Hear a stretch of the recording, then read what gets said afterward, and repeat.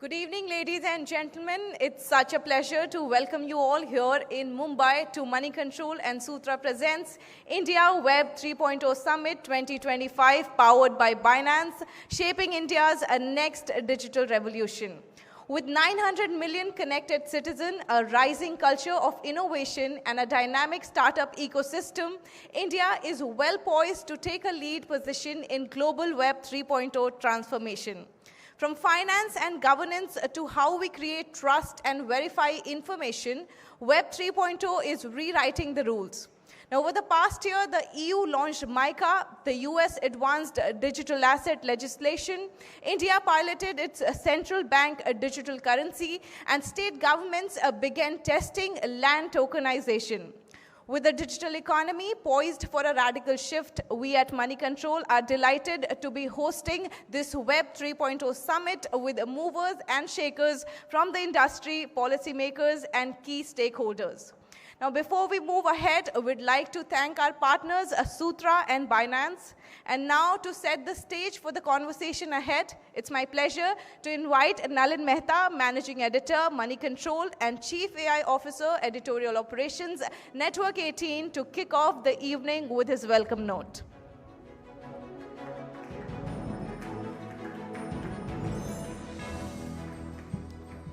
Thanks very much, Shivani, and a very good evening to you, ladies and gentlemen, and a very warm welcome to you. It is a privilege to see such a remarkable gathering of innovators, of policymakers, entrepreneurs, investors, and thinkers here today at the Moneycontrol Web 3.0 Summit to explore what I think is one of the most important questions of our time. What will be the next phase of the internet? What will it mean for India? And how can we shape it in a way that works for the Bharat story? At Moneycontrol, our mission has always been to decode change, the forces shaping business, markets, technology, and the economy. And today, as we meet to explore Web 3.0, which is our inaugural event on Web 3.0, and the first serious attempt to sort of put shape to this beast in the room of what Web 3.0 means beyond just being a buzzword, and what is it real, and what does it really mean? We are in many ways standing at the threshold of a new era, a new architecture of the future that redefines how we create value, how we transact, how we build trust, and define ownership in the digital world. The story of Web 3.0 is not just about new technologies like blockchain, smart contracts, tokenization, or the metaverse. It is about something much deeper than that. It is about a shift from platforms to people, from centralized control to decentralized empowerment. And Web 3.0 is not just a technological upgrade. It is a shift in basic philosophy. It is a move from the internet of information to the internet of value, and from centralized platforms that control data to decentralized networks where individuals truly own their digital identities and assets. This, I think, has profound ramifications for governance and for policymakers, and also for our economy and the way we do business. It is about reimagining how trust is built, not through intermediaries, but through codes, through transparency, and through shared participation. And that's what makes this moment so exciting for Bharat. From UPI and ONDC to Aadhaar and the India stack, India has built one of the world's most successful digital public infrastructures. Arvind Gupta is here. He's one of the early proponents of that. He's written a very good paper for Harvard on that at the early part of DPI. Now, India's decade has shown how technology can be used not only to scale markets, but also to democratize access, to make the digital economy more inclusive, more participatory, and more human. So as Web 3.0 evolves, India's unique digital public infrastructure gives us a massive advantage. It allows us to imagine a new kind of innovation, which is responsible, trusted, and scalable, but also rooted in both regulation and creativity. Now, over the course of this evening, we will be hearing from some of our brightest minds, policymakers, bankers, real estate leaders, crypto champions, the makers of our Web 3.0 stack, startup leaders, and key stakeholders on some of the big questions around Web 3.0. What will Web 3.0 mean for the future of digital governance in India? What will it mean for land, for real estate, tokenization, and monetization? What will it mean for the future of digital currencies, for finance, and for data ownership? How will it transform the creator economy and digital entertainment? How are we really building our Web 3.0 stack, and what does it even mean? And most importantly, how do we ensure that this new internet remains open, secure, and equitable for all? At Money Control, we believe that good journalism is not just about covering change. It is about connecting the dots. It is about sparking debate and helping people make sense of the future. And that's what this summit is all about. It is a platform to decode, debate, and define the Web 3.0 era from an Indian lens, or should I say from a Bharatiya lens. The first chapter of the Web 3.0 story is still being written, and at a time of great geopolitical flux, India can lead this next digital revolution, not by following global trends, but by building its own path. So I welcome you once again to the Money Control Web 3.0 Summit, where the future of the internet meets the future of Bharat. Thank you.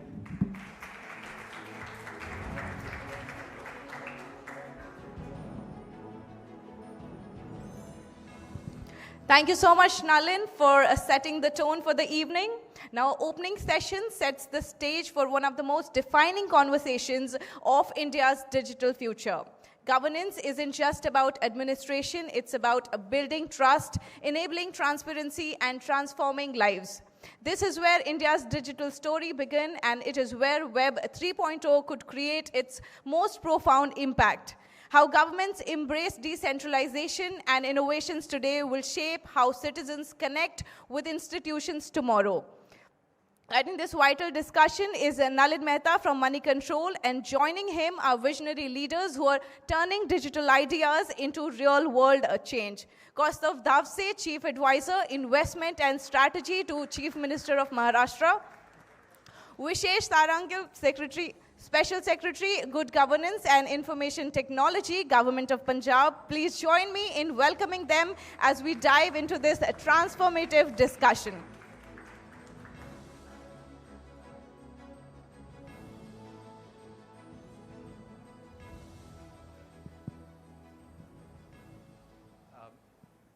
Thanks very much, Shivani, and we couldn't have asked for a better panel to kick off this evening.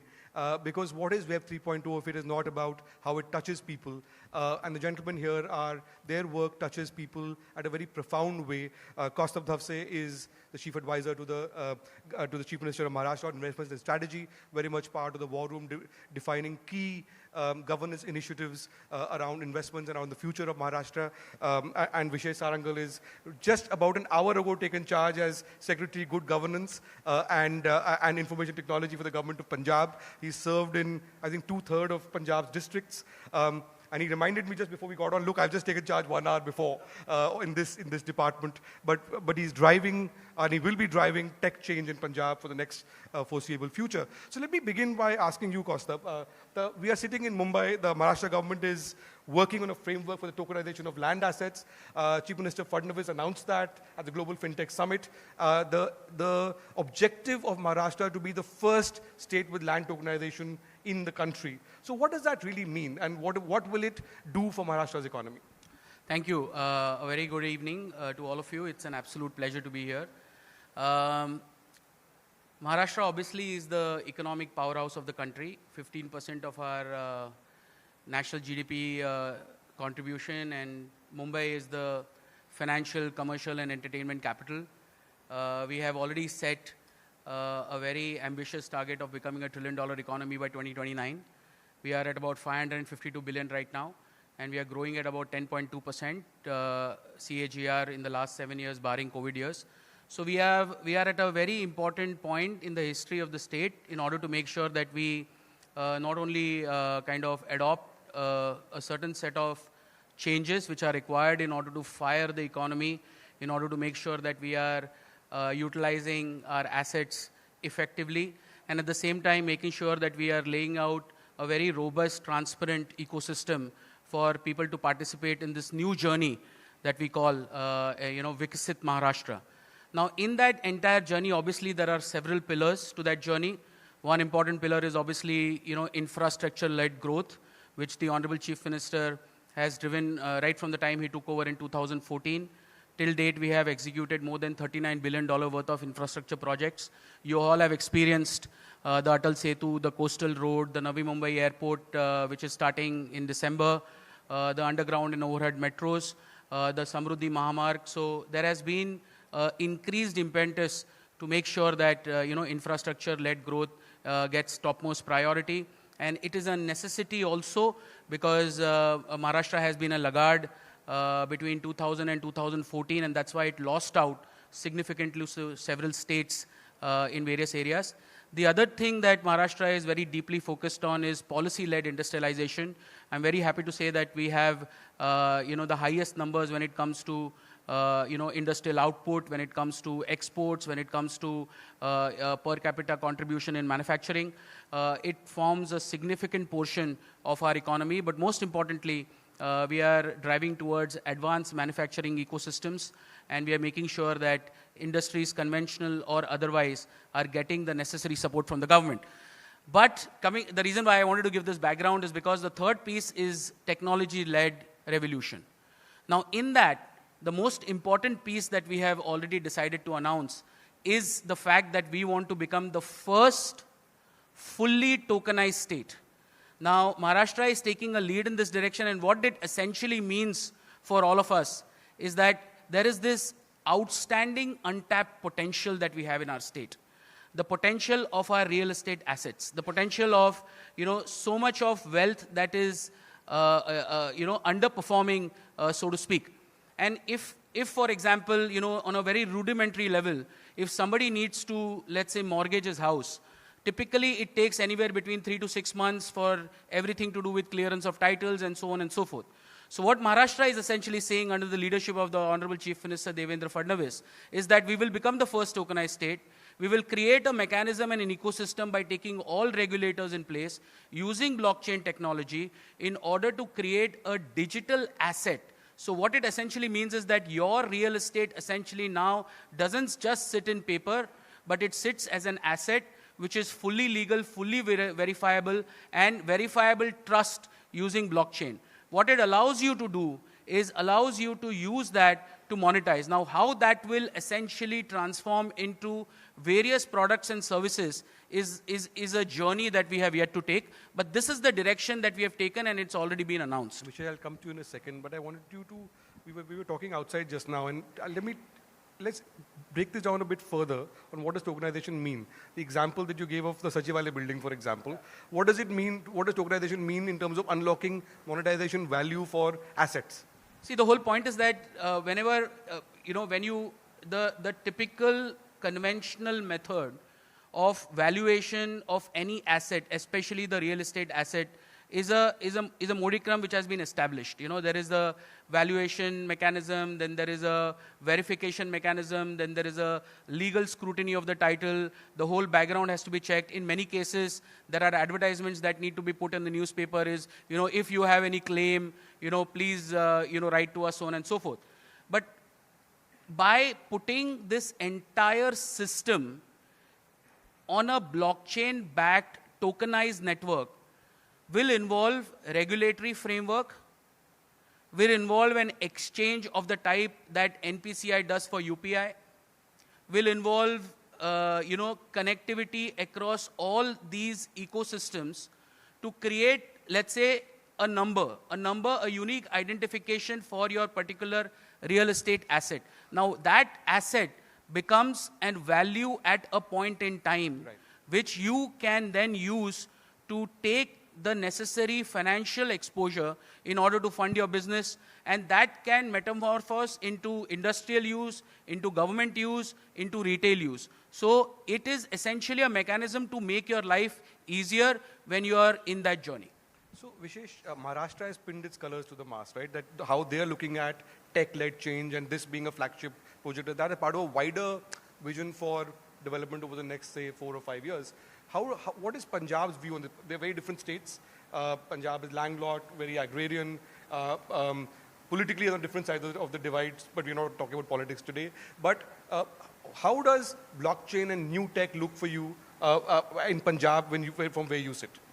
Thank you, Nalin. Good evening, everyone. Punjab has been working for many years now for developing citizen-centric applications. We have been pioneer with eSeva app as well as other applications. Currently, we are having the maximum number of citizen-centric services in Punjab which are online. Approximately out of 846 services that we have identified which a citizen would require to interact with government, 436 services are already online. We have created that ecosystem where a person needs to go, doesn't even need to go to office, a government office. They can directly go into any Seva Kendra, get this application made, track these applications online and get the services delivered.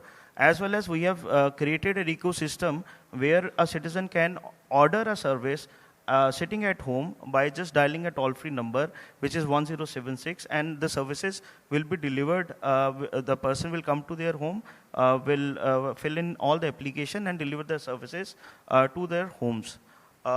With this, we currently looking at Web 3.0. We are looking at this technology in a way to solve our next generational problems. For example, if I am looking at agriculture, how does pest control and weather patterns affect the produce or the final outcome of my farm?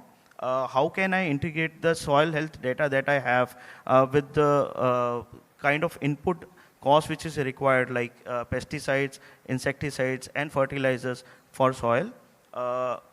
For health, I want to understand how can disease prediction, because we had a very good experience with COVA while during COVID times. We developed that application much before COVIN was developed. So COVA app had all the facilities, and which was later on also came into COVIN like app. 41 different use cases on governance you looked Yes, at on we AI currently and have blockchain, identified right? 41 use cases across different departments, spanning from taxation, tourism, agriculture, education, my own department. And these use cases are currently in nascent stage. We have sent the entire spectrum and structure to the concerned administrative departments. They are looking at it, and once they okay the entire system, then we would be able to develop these structures. Right. Kaustubh, you worked in the private sector. You worked in government at different points of time. In your understanding, what is the biggest gap between blockchain's promise and what policymakers and how policymakers understand it? No, I believe that essentially blockchain is verifiable trust. It's a technology which is conceived in such a way that it enables you to use it as a layer to make sure that your documents have a certain 100% level of so tamper proof, if I may use the word. Now, blockchain obviously has been known for a very long time. It's categorized as a frontier technology, a fourth industrial revolution. But we have not used or spoken about the other applications that it can deliver. There is one application that it delivers, and that's been talked about a lot. But there are several other blockchain applications that can be used. For example, in the government of Maharashtra, we use blockchain-based evidence management system. Now, this has been a historical problem for us that, when the whole process is complete and the case goes for conviction, there have been cases where there has been evidence of tampering of the verifiable evidence that should have been, presented in court. So, in order to prevent these instances of human intervention after the entire forensic collection has been done, it has been put in a blockchain system. It provides a certain level of certainty, and it makes sure that the whole judiciary and the police enforcement mechanism can make sure that the decisions are right. It's also being used for certification. So blockchain has a certain applications across a wide variety of areas. Government adoption has been slow because of the nature of the conversations that have happened around blockchain. Platforms like these are very essential for, and especially both private sector and government officials to talk about. Away from speculation to real. Yeah, I mean, I think it's much beyond exchanges.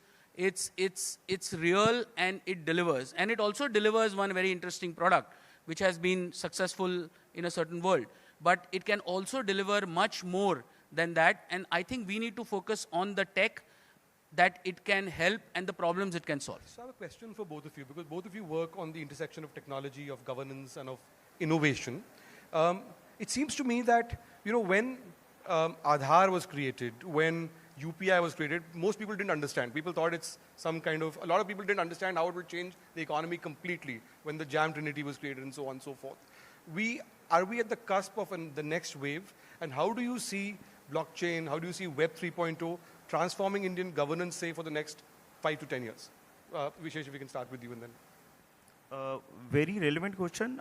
As of now, I believe the infrastructure is yet to be placed because for us to develop Web 3.0, we need to have that kind of infrastructure where our innovators, where our academicians, where our the private sector should have a place where they can sandbox, they can test, control, and find a verifiable outcome which can be generated through these technologies. So currently, we as a country and a state, we are lagging behind in creating that kind of infrastructure, but we are moving forward. We are definitely on the track. Once we have the infrastructure, we have more data centers, more indigenized way of making our applications, we would be in a better position to create these applications. As of now, currently we are at a very starting stage. Right, thanks. Kaustubh. Yeah, I mean, I echo the same sentiment. Web 3.0 brings a different set of thinking. It's basically inbuilt transparency and at the same time the ability to scale. Most importantly, it provides you to deploy applications which we know for a matter of fact have not been able to successfully solve complex issues. Some of them I've already cited. So my sense is that a very early adoption will help government understand and fine-tune it to make sure that we are able to deliver at scale. So, it used to be once said that the areas where India leapfrogged earlier were areas where the government didn't really realize things were working on those, right? So the question I have for you is that regulation is both an enabler and a challenge, right, for emerging tech. So how can we think about designing an enabling regulatory environment that encourages blockchain and Web3 innovation for deployment of services on large scale for the poor in this country? So how would you, because that's not easy thing to do and there is a lot of suspicion around that. So how would you think, what would your suggestions be from where you sit? See, I think we have to move blockchain conversation beyond speculation to the real strength that it has and what it can deliver. It has successfully delivered certain products and services. It may not be mass use for generics across the country, but the technology can deliver much more. Regulation is essential and has to be an enabler. The way the technology landscape is changing, policymakers like me are struggling to keep pace. And I have to admit this because every single day a newer set of challenges coming. Whether it is delivering a loan on a mobile app, and what's the source and what's the funding and what's the regulatory mechanism to do that. So there is so much of innovation out there and regulation is keeping pace and is struggling to keep pace. But having said that, I think conversations are happening and wherever we feel that there is adoption at scale possible and it is helpful for the government, it is definitely a push, especially under the regime of this government. You will see many more areas being explored, piloted, and then concrete steps taken to develop it at scale. So Vishesh, what's the view on regulation from Chandigarh? Let me first answer the first part of the question. Currently, what I see is there's a digital divide, and we have to address both sides of the spectrum. For urban population who are very good with data, who are very good with technology, who understand the technology that way, we can definitely create solutions where people would come in and create new solutions for us, and these can be implemented into our daily lives. For the other spectrum, which is a rural hinterland which doesn't understand technology that way, Web 3.0 has a long way to go. We need to create more decentralized systems, especially the system that I talked about, like doorstep delivery of services, plus new age mobile application which are there in their own language, the language they understand, which is easy to understand.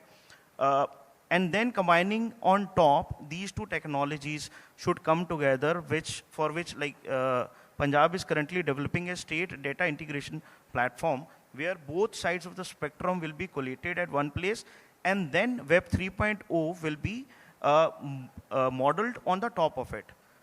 By doing so, we would be able to understand how does interoperability between different departments will work, what kind of services a citizen will require. Let's say, if I want to go for a registration of my child's birth, and I want to take a different set of facility with a different department, how does the parameters which I've already uploaded, the documentation which I've already uploaded, can be used by the other department? So in that, regulation will definitely play a role. We cannot regularize it as of now to the extent because the technology itself is evolving. So, Kaustav, I will ask, we are running out of time, so I have a question for both of you on this, two questions really. One, how will blockchain and how will Web 3.0 or blockchain systems integrate with the existing public digital infrastructure, like Aadhaar, like DigiLocker and so on? Because you guys have done a fair bit of thinking on this, maybe not down to the last mile, but a significant amount of things. So what's your thinking on that? And B, how much of this is still in the pilot phase, and how fast can we, how ready are we for large-scale government applications? You want to go first?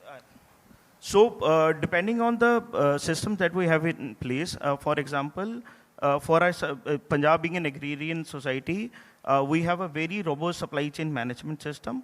We already have everything on our e-Mandikaran board, e-Anaj Khareed portal. So these two systems are already there. What we require is a system on top of it, which is talking to both of these systems and trying to find out the most optimized solutions for movement of food grains, let's say from one place to another, for a movement of farmer to take his produce to the mandi. So currently he likes to go to a mandi where he is more comfortable with, but probably there might be a more optimized solution available with that farmer, which we can't see as of now. So the portals which are already matured, these portals are ready to uptake these technologies. For other services, we need some time. I think, there is a concept in computer science called layers of abstraction. So for, somebody who uses technology, you're at the highest level of abstraction. And as you go down, things become more and more complicated. I think for the end user, especially for our citizens, I think what they expect is that whatever we have conceived the application for, whether it is able to successfully deliver at scale. And what we have to ensure that is the construct of the way the application is designed. You said that, are we in a pilot stage? No, blockchain has been piloted and blockchain is now in full-fledged implementation in several applications across the board. My sense is that we have to identify areas where we feel that this particular technology can be an enabler, can solve a problem. If there is a doubt in someone's mind that yes, this is a problem and it deals with transparency, it deals with verification, blockchain is a perfect fit. Blockchain is nothing but a system to help you verify trust. And I think governments are going to increasingly use it on various areas. I can leave this stage by saying that in the next few months, as I was telling you inside, we are sandboxing this entire pilot for tokenization. We are creating mock regulators. We are also creating a mock exchange. And we are going to make sure that how that entire transaction rotates. And then we are going to call all the regulators and show them the real piece of how it works. When we are able to deliver that in 6 months, then we will go full-fledged in the implementation. I think that's a fascinating idea, and I think we'll all be watching very closely to see the outcome of this experiment or this pilot that you're doing. That's a great note to end this on. Ladies and gentlemen, a big hand for Kaustav Dapse and for Vishesh Sarangal. Thank you very much. And probably that's the first experiment in the country. Yeah, hopefully.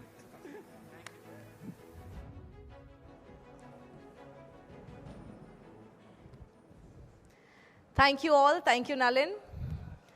As India urbanizes faster than ever, real estate, contributing over 8% to nation's GDP, stands on the edge of transformation.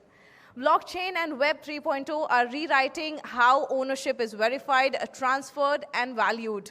Can technology finally bring transparency, trust, and liquidity to one of India's most complex sectors? From Telangana's pioneering land registry pilots to private sector tokenization model, the shift is already underway. To lead this important conversation, please welcome Devorshi Chakki from Moneycontrol. Joining him are industry leaders shaping the future of policy, markets, and technology. Vinod Rohira, CEO, K. Raheja Corp. Samujwal Ghosh, CEO, the House of Abhinandan Lodha.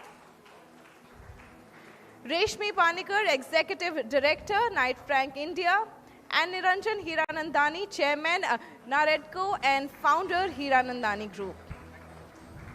Please give them a huge round of applause. Thank you.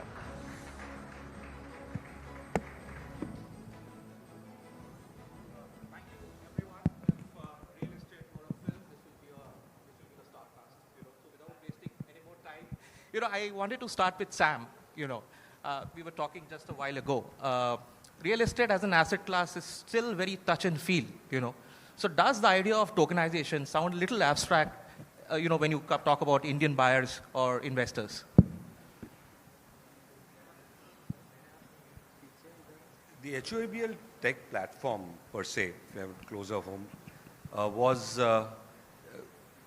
was predicated on a fundamental consumer insight that land and gold are two means of creating intergenerational wealth. So predominantly our objective was that how do we create large retail participation in land like gold. And because of the traditional barriers to retail participation, we haven't seen that happening over the years in the country. So our primary objective at that point of time was to convert ownership of land from acres to square feet. And we believe that with the flux of time and because of a serendipitous innovation, because that the company was created during the time of peak COVID, and there was no other way but to engage with the consumers digitally. And in the span of the last 4 odd years of our inception, we have been able to take land across the various parts of the country in a sachetized format to the consumers across the globe. And the scalability and repeatability of the business model has been possible primarily because we engage, interact, and transact with the consumer digitally. So the first phase of the business was the discovery of the brand and the product remotely in a simulative manner. Then we moved on where we believed that the entire management of the consumer's life cycle can happen digitally, which we have been able to successfully do. So for us, tokenization and Web 3.0 is a natural progression where we believe that we will be able to bring innovation and work closely with the policymakers and the regulatory framework to create the liquidity of a stock market and the appreciation that is associated with land as an asset class. So the endeavor is to democratize land and and constantly work towards making land an essential part of a consumer's wealth portfolio in a fractional and tokenized format. Sam, thank you. So just to set the context, I think your first project was in 2021 in the peak of COVID, and the Dapoli project, and you almost sold it digitally, the entire project. So a lot of people were not able to see the land per se, but they anyway bought. Is this going to be the regular norm now? May I ask Mr. Hiranandani, what does he feel? You're obviously credited with creating some of the landmark projects. Do you feel, now it will be tokenization that will take over? I think the audience knows better. There was a time when I was required to sign shares for transfer of shares a couple of years ago. Not very many back, just 20 years ago. If I wanted transfer of shares, we would have to sign those papers. That's now gone. In the case of property, you can do real estate by going into an IPO listing. You can do REIT and get into a listing. And now they've taken it to the next level. So what is it actually happening? It's the fact that liquidity of money worldwide, investment portfolios in different places, like you're investing into the capital market, debt market, gold. So you have gold, originally physical gold. You don't have physical gold now. You invest into the security system, which is backed by gold. So I think the real estate is also moving into the same market for two reasons. Number one, the capital markets have too much money. They don't know where to put the money. So real estate is one of the additional areas where you want to do it. Second, the ease of doing business has improved over a period of years. So all the issues which were relating to land have improved over a period of time. Not enough, to be honest, but it's a long way to go in order to do it. But they've taken the marketing part of it to the next level. So I think congratulations to House of Abhinandan Lodha to take it to the next level. And I'm also learning from him in order to do that better and better over a period of time. But this innovation had started long back in different segments of the segment. And I think it's going to continue to happen in a much bigger way in the future than its past. But second, it is going to be consolidation first and tokenization second. Because there are bad people in the market. Until that system is not set, the consolidation will take place, and it's already started. So for example, in the MMR region, before COVID, we had 18,000 developers who were there. Today, there are 12,000. So consolidation has already taken place very quietly, silently, but truthfully. How would you go in for tokenization if you didn't trust the paper that you were going to do it? So I think the trust factor, consolidation factor, all these factors are going to be much more important in the future than in the past. But of course, this is going to happen and there is no going back on this. Last one, the AI system which is going to take up, we'll get far more data availability to the investor over a period of time because of AI.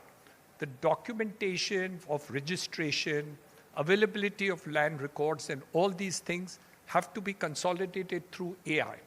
The states are doing it, they're very slow. We still have a long way to go in order to get it completely to happen.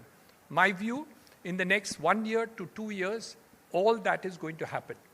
So what he's doing now, you will see almost 50% of the people doing it tomorrow. But the other part of it, if it is not done, then it may take 5 years or 10 years to make it happen across the board. So you can't have saying tier 2, tier 3, land, everything is going to go that way. Because it's also about trust. It is about backing it up with security and making surety of what is there. That's a big question mark in many cases. So whether it's going to happen across the board today, answer is definitely no. Tomorrow, 100% yes. Of course, I mean, so the brand play is going to be very, very important here. I think we are already seeing that in conventional real estate, where brands are obviously commanding much higher premium than, say, not so well-known brands. Let me go to Mr. Rohira. You run one of the largest REITs in the country. Do you feel slightly even threatened is probably an extreme word to use, but if tokenization really gains momentum in a big way, will REITs, feel the heat to some extent? Yeah, it's only going to increase the marketplace. So I think first let me just go with what Niranjan sir just said. I think our markets are not mature and disciplined to be able to adapt to an efficient product like tokenization to that level, because there is no real transparency available, right? Even the REIT legislation took 8 years to build. Thankfully so, they were very, very conservative to build that. even though there were global models available to learn from. SEBI was very tight on what they wanted to do, and rightly so, because you don't want hard-earned money of investors who are excited about investing in real estate, seeing this as an opportunity for fractional ownership to the smallest degree and losing out on their capital. So I think the governance mechanism has played out, but I think we are a long way to go till that market matures and you come down to tokenization to a substrata level. I don't think it's going to play out early, and it should not, if you ask me, for the benefit of investors. But we certainly should progress, because technology as well as the digital age is going to help us fast track that. You don't have any information about, assuming you want to buy a 5,000 square foot office in a building, right? You don't know about who owns it, what is their title like, what is the debt raised against it. You're just buying the office building without knowing who the rest of the building is. Now you're asking for tokenization of that 5,000. Yes. There may be 15 people owning the 5,000. It's rented out at the end of the day because you want to earn yield, right? And if you don't have the right partners owning that 5,000, the tenant is going to run away. So you're going to lose all your money. So we should not even think in that direction till you don't have a mature marketplace. It's not there anywhere else in the world, mind you, to that degree of tokenization. So I think we're a long way to go. But yes, digital mapping of real estate, very critical, inevitable. I don't think it's a choice. We have to do it. It's a matter of time. Rishmi, if I can come to you, so what is your view? I mean, do you see this as a natural progression of things, or you think it's slightly early an idea, but we'll get there eventually? I think, hello? Yeah, this is the beginning, and like Sir said, and Vinod, it's going to take some time for this to mature. But clearly, we are moving in a direction where real estate tokenization is going to be a reality, because it will unlock a lot of capital. It will also make land more liquid, which is an issue today. Very difficult to, to buy land because of the high costs, etc. So if this is done successfully, it needs a lot of aspects to be covered. A, we need to digitize all the land records. B, we need to have government regulatory frameworks which talk to each other. There shouldn't be conflicts between, say, a RERA or a SEBI law or the FEMA or RBI rules and regulations. In fact, we have to, change the Transfer of Property Act and modify that. A whole lot of things need to be done for this to be successful and to be operated successfully. Right. But if you ask me, maybe 5 years back, and I was just talking to them, who would have thought that I could buy something and it gets delivered in 15 minutes and I pay for it within a second, right? But today we see everyone adopting to that technology. So if we are able to address the regulatory issues, if you're able to digitize the land records, because acquisition, title clearance is a problem, and if you're able to address all these, then we are slowly moving in that direction. Sure. If I can come to Hiranandani, sir, speculation has been always a part and parcel of real estate. With this, you think the fair price discovery, people are going to, take all kinds of bets. And we don't have, well-established marketplaces. I think there are a few examples here and there. What is it going to do the price of real estate per se? If you're going listing, there is always speculation. The speculation can be by FIIs, FDIs, individual investors, everyone. So the more you marketize, the more you speculate. So let's not talk about speculation as a thing about the whole thing.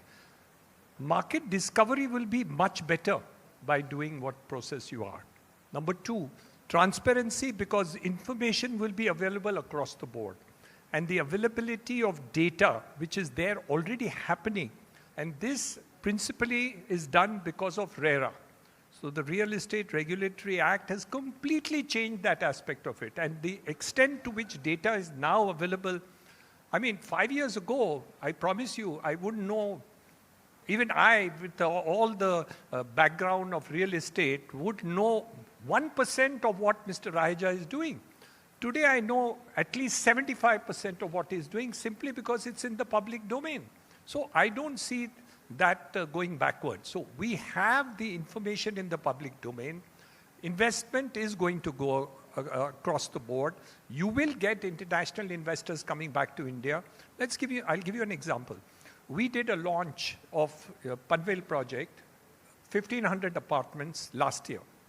Our average NRI sales in that segment used to be about 10%. This time it was 26%. So already the change is happening. So it's not that that is going to happen in the future. It's already here. But it is because data is available, information is available, regulatory act is far more different than it used to be before, and transparency. Price discovery comes from transparency. So it's already here. Speculation is a separate issue. How one speculates and who believes what is going to happen when, that part of it, the stock markets, I have never been able to understand most of it, what is happening even today with the stock markets. And I found that many of the experts who are considered experts are proved wrong. Right. So, but real estate, I'm still learning. The REITs have remained fairly stable. I mean, they have not been a, But REITs is a different commodity. It's a continuous income flow of a regular nature. So you have a lot of determination irrespective of who is there. And the listing is with only 4 big people in the country. So it's a very small thing. While residential and commercial housing is only 1 billion times more volume-wise and through the country. So we have a long way to go in that. But we are going to get there. And you will find that you will be able to then decide much better in the future than in the past because a lot of data is available. And because of AI, you will be able to make judgment calls which you could not make because of the complexity. Like she said, you don't know who's your neighbor and all that. Tomorrow, all that information will be available. And it will be available, but you can't process it because the human mind can't process billions of data. But AI will be able to do it. Blockchain and AI is going to do that for you. 100% you will see that happen. Right. And not tomorrow. In 5 years, it will be there. Sure. All that will be there. So you will find far more investments coming into India than it ever did. Right. In the real estate business, every year, there will be a growth of at least 25 to 35% compounded growth of investment into real estate alone. I don't know about the stock markets, you know better. Sam, if I were to ask you a very hypothetical question, also keep it short, we are almost towards the end of the session. If I were to ask you today from your portfolio, which asset will you tokenize first and what would be the average ticket size? Both of you can answer that. So while I'll not speculate on the price as you said, but the characteristic of a tokenized product as far as we are concerned is largely seen as a mix of 3 fundamental things. Number 1, a very strong emotional association with the location. Number 2 is the reliability of a wealth creation headroom. And the third part is that where consumers are seeing that, or we are witnessing because of availability of information, of a good confluence of connectivity, good governance, and infrastructure. So these are the places. No, I mean, just point blank, if I could ask you, will you first tokenize your land, or will you first tokenize your real estate projects, or will you tokenize your hospitality projects? What would be your biggest? We will definitely, if in terms of priority, the logical progression for us when it comes to tokenization will be land. Because that's where we have seen a large predominant interest, because we have seen consumption being extremely heterogeneous. In conventional real estate, place of production and place of consumption remains the same, whereas in land, it's far more diversified. The place of production and the place of consumption could be quite varied. Of course. Sir? I think commercial property is the easiest to tokenize because of the REITs portfolio is already time tested in the market. So today commercial will be there. Tomorrow it will be land or any other thing that is there. But more than that, what we are going to see in the future is creation of destinations. So yesterday Paving was a destination, tomorrow Thane was a destination, day after tomorrow the new airport Panvel will be a destination, 4th day Prime Minister will create Ayodhya as a destination. So all the price points that you're now talking about is going to change. Today, this is a destination. You have to now work out what is my next destination. Because the price point growth of 10, 20, 30, 40% growth in prices and volumes is going to happen in places where new destinations are getting created. And this is going to grow both in real estate as a whole and hospitality as second. So I think both these areas looks like growth, exponential growth in the next few years. CRISIL's report last stated real estate this year will again grow at a compound of 12%. My feeling is it will grow at least at 15% on top of last year. Last year they had predicted 8%, it went 10%. This year they predicted 10, my feeling it's 12. And you will see that. Of course, we don't know, no? This world is so funny. Tomorrow they want to declare war everywhere in the world. Then something will have a setback for some time. But otherwise, India is the best country to invest today. Right. And I don't think that's changing in the short run. Right. Mr. Rohira, you agree with the asset classes, largely hospitality and commercial? I mean, as a retail person, I would ask, can I tokenize residential real estate, whether big players like REIT, like Raheja REITs will be interested, Mindspace will be interested in transacting with me? See, I think REITs is a clear demonstration of tokenization. Okay, it's already there. They changed that to a 200 rupee investment from 20,000, right? So we had at the IPO level 8,000 investors. Today we have 70,000 investors, right? This could go to 200,000. Now it's become an equity play. Very soon it will be in the index. So it's anyways moving in that direction. It all depends on how mature your consumer is. Everyone wants to participate in real estate. You're either participating for an annuity return or a cumulative total return, right? If the markets become transparent, there is data available, there is price discovery, there is an index for residential real estate, which is driven by micro markets. It's driven by infrastructures. If you go to a neighborhood in America, you will see the ratings of schools, then you look at infrastructure, you look at crime, you look at all the utility costs, and then even the micro asset is valued very differently. In each house can be valued. You're far away from that. If you get that here, and then you want to institutionalize to say that there's total return because you don't have residential yield return yet in India, you're still shy of 2 to 3%, right? You may reach in mature markets to 4.5%, but you'll look at a total return. You will tokenize even that. Mr. Lokhandwala launched that 25 years ago. Legislation didn't allow it. Legislation still doesn't allow it. It failed at that point on. It was a phenomenal product that was launched. It was amazing at 25 years ago. I remember that you could buy 2 square feet out of an apartment and you just had a token. So really the idea was even visible then. Even now in 25 years, you haven't seen that come through in legislative. So once it comes through, we are mature. I think anything can be tokenized. Thank you so much. The Honorable Minister is already in, so we'll have to close this session, but thank you so much, and please continue this conversation after this session. Feel free to reach out to our panelists. Thank you so much again.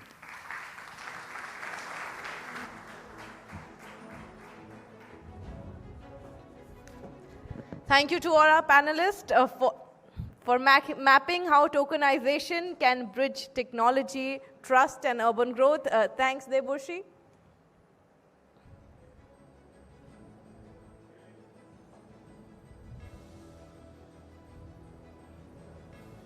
And now we turn our focus to India's national vision and how we can lead the world in the Web 3.0 era. From the G20's endorsement of digital public infrastructure to India's leadership in global blockchain standards, our digital diplomacy is setting the tone for collaboration and innovation worldwide.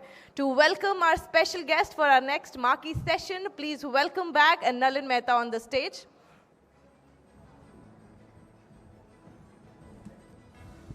Thanks very much, Shivani. And I'm delighted to welcome Dr. L. Murugan, Minister of State for Information and Broadcasting and Parliamentary Affairs. He's unfortunately had an injury which has constrained him from traveling. And we are very grateful to you, sir, for making the time for the Moneycontrol Web 3.0 Summit. despite the immense personal discomfort you're in, and to do this keynote session online. Mr. Murugan, of course, has served as the Vice Chairman of the National Commission for Scheduled Castes earlier, for between 2017 to 2020. He has a law degree from the Tamil Nadu Dr. Ambedkar Law College in Chennai, as well as a master's and doctoral degrees from the University of Madras. He's practiced law for at least 15 years, also serving as the standing counsel to the Government of India at the Madras High Court. He's been the advocate on a number of important cases. He's held important positions in the RSS, as in the position of National General Secretary for Scheduled Castes, and in 2020, he was made chief of the BJP's Tamil Nadu unit. He's also a member of the Rajya Sabha representing Madhya Pradesh. Dr. Murugan, thanks very much for joining us, sir, for this keynote session from Delhi, despite being in such personal discomfort. Over to you, sir. Thank you very much, Mr. Nalin. Mr. Nalin, Managing Editor, Moneycontrol, and the dignitaries. Ladies and gentlemen, namaste to you all. Vanakkam to everyone. Today I am very happy and delighted to join this Moneycontrol India Web 3.0 Summit. First of all, I am unable to join with you in the physical presence. I accepted that I will come to you Mumbai and I will attend this program, but due to some personal reasons I am unable to travel there because doctors advised me to not to travel.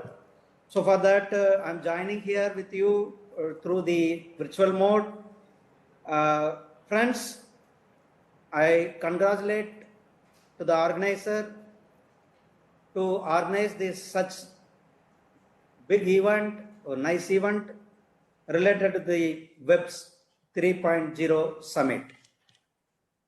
In this summit is exploring the possibilities of Web 3.0, a transformative journey. It's timingly they are organizing. Today in India stands a defining movement where their technology, innovation, governance, and governing to create a new digital era in this sector. Friends, under the dynamic leader, our Honorable Prime Minister Sri Narendra Modi ji, taken India's digital vision. Today, our India is how digitally within these 11 years, our Bharat is how digitally are evaluated, digitally we are focusing, digitally we are leading, and digitally we are pioneering throughout the world. So in this digital age, that for the transformation, for the paperless, and the our Honorable Prime Minister's mission to enterprise for India's transformation also. You see, our digital technology empowers the tool distance between the hope and opportunity. Our Prime Minister mentioned some. And also Jandan, Aadhaar Mobile Trinity, Unified Payment Interface, Government's e-market, GEM portal, e-Nam portal for the agriculture. So wherever in Parliament also, e-Neva, National e-Vidhan portal. Like everywhere, our government is establishing and the government is focusing to the digitalized under the dynamic leader, our Honorable Prime Minister Sri Narendra Modi. Once the people told that in digital transactions, how it is possible, we don't have the Wi-Fi systems, and we don't, our people doesn't know to the how to operate they don't operate the mobile. So where I am from Tamil Nadu, then the finance minister from Tamil Nadu, he told this, it is not possible to implement the digital payment. But our Honorable Prime Minister Sri Narendra Modi ji trusted the people now wherever you go, even it is in tribal area, it is in rural area, it is in village area, the digital transaction. Everyone, last year I visited one district from Erode in Tamil Nadu. There one forest area, Satyamangalam is the forest area. I went and I their street vendor was there in that village side roadside.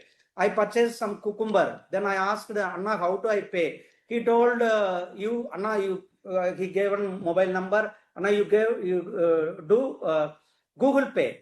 How, see, is a forest area in the roadside vendor. He is adapted for to getting the digital transaction. Now, because of this entire system, we are the pioneer in the digital transaction. The world, the global country, the countries of various countries, they are adopting our UPI payment. Like our system is evolving on the e-GEM portal.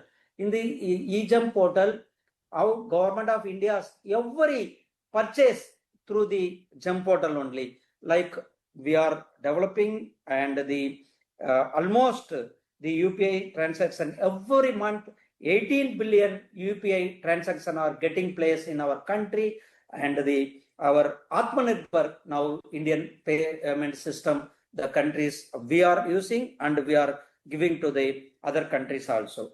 Friends, this revolution is taking place.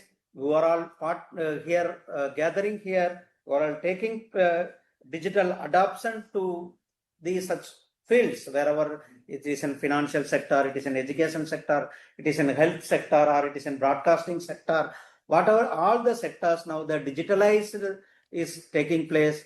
Zero or paperless are taking place. This Jandan accounts is emphasizing to the people and link with the Aadhaar card, the direct beneficiaries.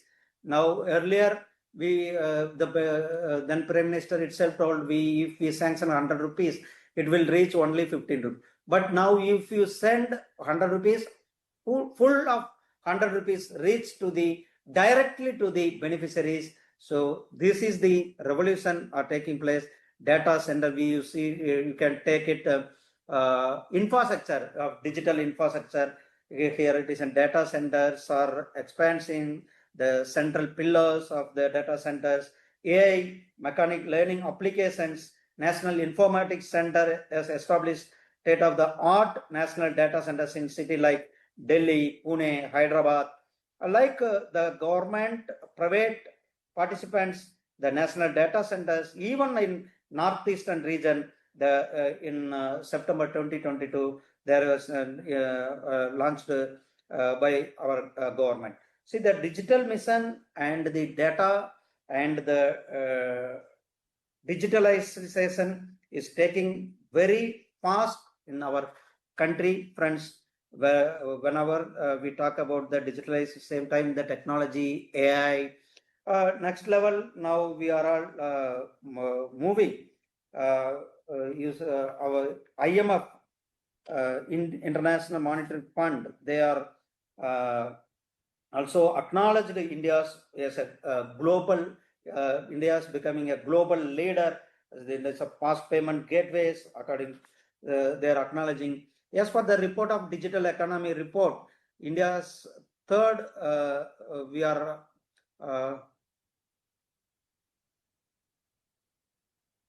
third digitalized infrastructures we are taking.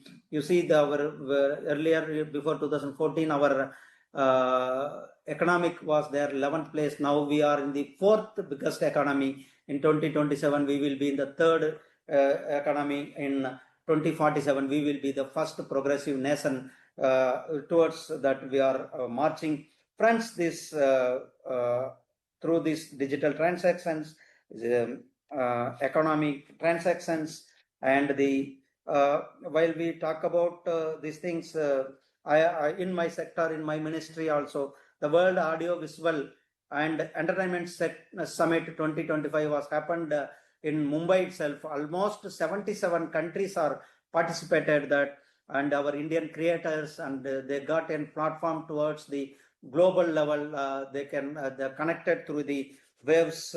These waves are giving platform for the OTT creators, music creators, filming persons, gaming, animation, and digital videos. Like this sector, AVG sector is growing.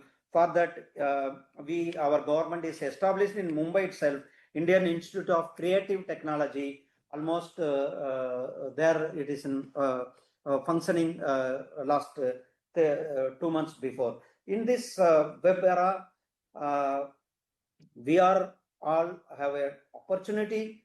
Our Indian youngsters, new mind, new people, they are getting opportunity in this era to create a creative in India and creative economy.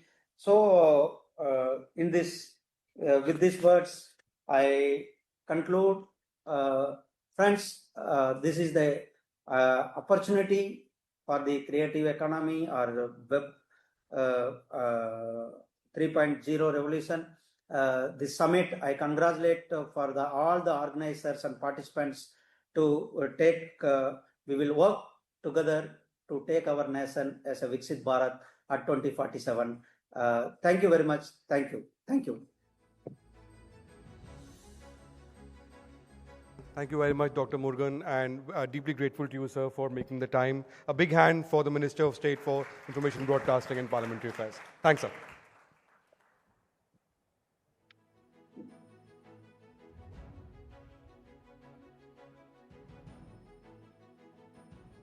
Thank you, Dr. Murugan. Thank you, Nalin, for that fast-looking perspective on India's leadership. From digital identity to instant payments, India has built one of the most trusted tech ecosystem in the world.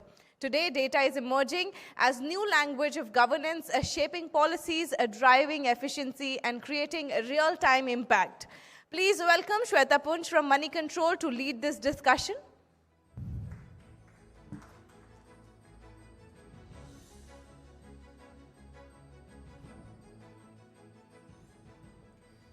A very good evening, ladies and gentlemen. Thank you so much for being an amazing audience.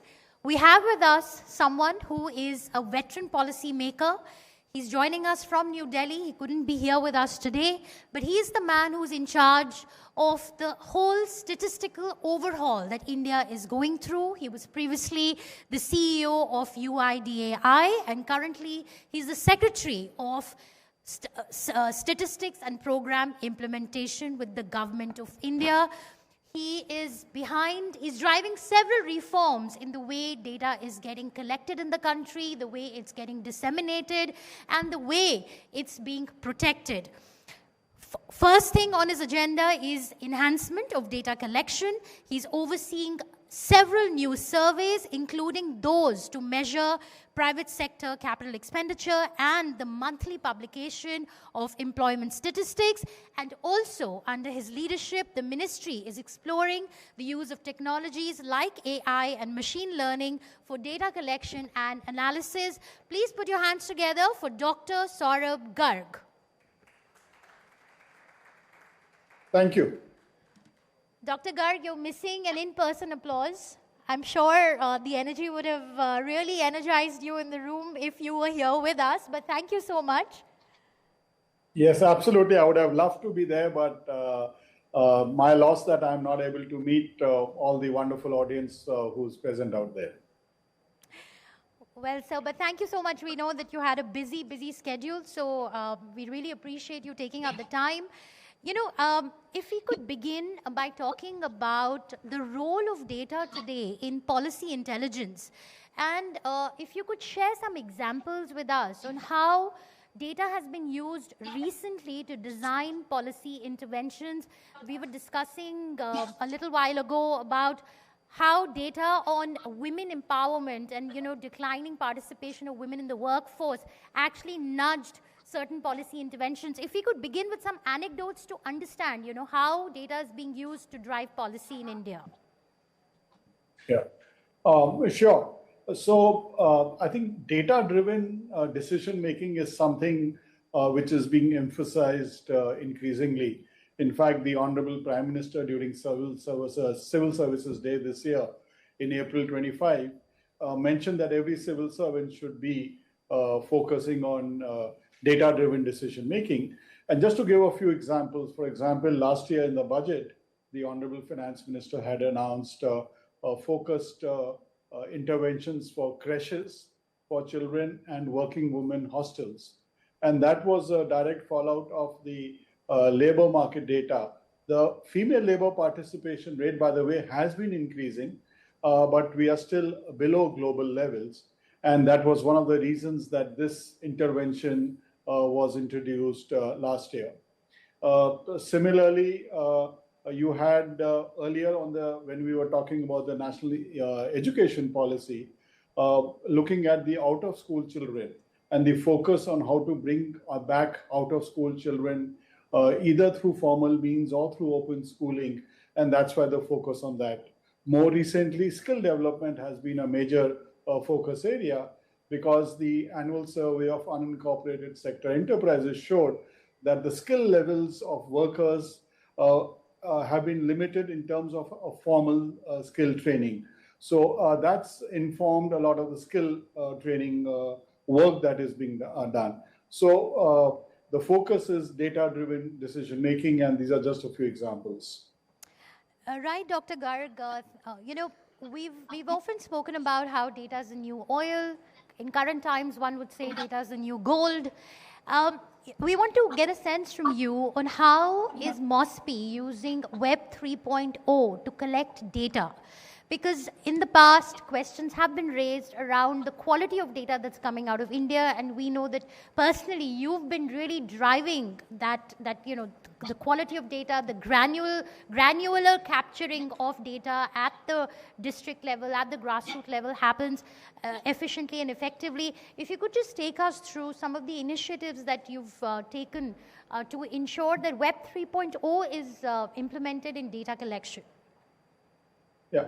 So one thing I would like to say in terms of robustness and accuracy, that is something that we focus on, and the quality of the data is something that's extremely important. And that's one thing that I think the statistical system, the data that is being produced is of a very high quality. But at the same time, we need to move with the times, and therefore how to incorporate the latest technology in the system, that's a great focus. So for example, let's start with data collection. We don't do any pen and paper data collection. It's done through tablets, and it's the computer-aided personal interviewing, and it's directly uploaded onto the cloud. So, and in the cloud, we have validation mechanisms so that if there are any areas where observations are grossly seem to be out of sync with what's normally being, flags are raised, and it goes back to the enumerator within 24 to 48 hours so that the validation can be done.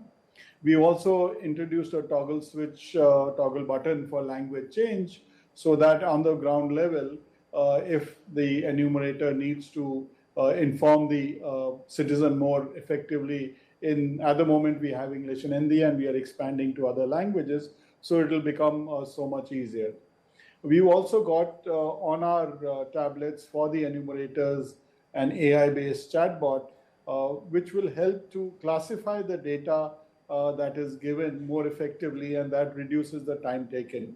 So this I'm just giving one set of examples in data collection. And similarly, whether it's data processing or data dissemination, we are using technology at each stage. So you are using technologies like blockchain to ensure that data is collected and it's safe? I won't say that we are using blockchain as of now, but our data is on the cloud. And if the cloud provider is using such technologies, that I would not be able to confirm. But let's say, for example, we are definitely using alternate data sources. For example, geospatial data. That's something that helps improve the accuracy and helps the enumerator going to the houses, so that we have built in the geospatial data so that it identifies the houses more effectively. We are using e-commerce data, online data sources, so that these kind of data sources become available, whether it's for price or for calculating the GDP. We are using e-Vahan data, for example, which will give idea of the growth of the road transport. We are working with the GST mechanism so that growth rates are captured more effectively and much more in a granular manner. So different types of technologies we are using, and what we are trying to use is that the latest form of data that is available, we use that so that the GDP calculations, the index for industrial production, the price index that we calculate, use the most timely data and the most recently available data. Fascinating, Dr. Garg. We are very curious to actually understand what are the changes that we can expect going forward. You mentioned some of them, that you're using e-Vahan data, you're using data from e-commerce companies and so on. In terms of the way GDP is calculated, do we see the base getting expanded further? And in terms of the challenges, when it comes to data collection, especially where technology access is concerned for a developing country like India, how are you looking at addressing those challenges? Yeah. So let me just first talk about what are the changes that we are introducing to make, for example, the GDP data, the growth data, the size of the GDP, and price index and the growth of industries more effective. So one is that we are updating the base. The base up till now was 2011-12. We are updating that to 22-23 because that's the data that's available in terms of the household consumption expenditure. So it covers the latest trends of consumption and the items of consumption which people are now using, and so it will capture that. The coverage of the economy has become much more granular because, number one, there's been a change in the structure of the economy over the past decade, especially with the introduction of the digital economy, which has really expanded since the Digital India mission was started in 2014-15. So we are reworking the weights of the different sectors of the economy based on the consumption expenditure survey that we have and the present structure of the economy. Apart from that, new data sources we are incorporating. Some of them I mentioned earlier. And for each sector, we are looking at what new data sources have come up, and many of them are digital in nature. So we are really getting, in a way, real-time data available. For example, payments data at an aggregate level will help to see where the kind of growth is happening. And the third kind of changes are on the methodological side, because over the past 10 years, there have been changes in the methodology, in the compilation mechanisms. So that will be done. So on all this will input into the GDP calculations, the price index calculation, and the other data that we bring out. Right. Yes, please go on. Apart from that, there's another set of work that we are doing so that data that is available in the public domain for government, for private sector, there are 3 or 4 areas that we are focusing on. One is timeliness, because if data is not available early, then the value of that data reduces. So our focus now is that whatever we bring out on a monthly basis, for example, the labor market data is brought out monthly. Our attempt is to bring out within 15 days, but definitely not more than 30 days. So we bring out the price data within 12 days of the end of the month, and the labor market, employment, unemployment data within 15 days of the end of the month. So that's the focus that we have. Similarly, for the quarterly data, within 45 days, we should bring out, and annual data within 90 days. So that ensures that there's some certainty when we'll bring out the data. The second is the frequency that we bring out the data also increases. Labor market data, until last year, we were bringing it out on an annual basis and quarterly for the urban area. Now we bring out rural and urban on a monthly basis. Yes. Similarly, the unincorporated sector, the informal sector, we were bringing out again on an annual basis only. Now we bring out that data on a 3-monthly basis, so you get a sense of the health of the informal sector, what are the revenues, what are the growth which sectors are doing well, and this data is available in the public domain on a three monthly basis. So we are working on increasing, and the third part, we are increasing the granularity of the data that is available. So our focus up till now was to bring out national level and state level data. We are working with the state governments to see what all data can be brought out at the district level. In fact, already many of these indicators like price, if not price, at least GDP or the district domestic product is being brought out. We are working with them, can we bring out price data either at the district or a regional level or in industrial production data.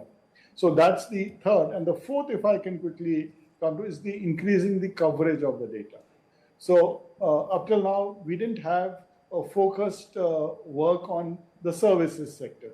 So we are going to start a new survey. We did a pilot last year, and which will lead into a services production index also.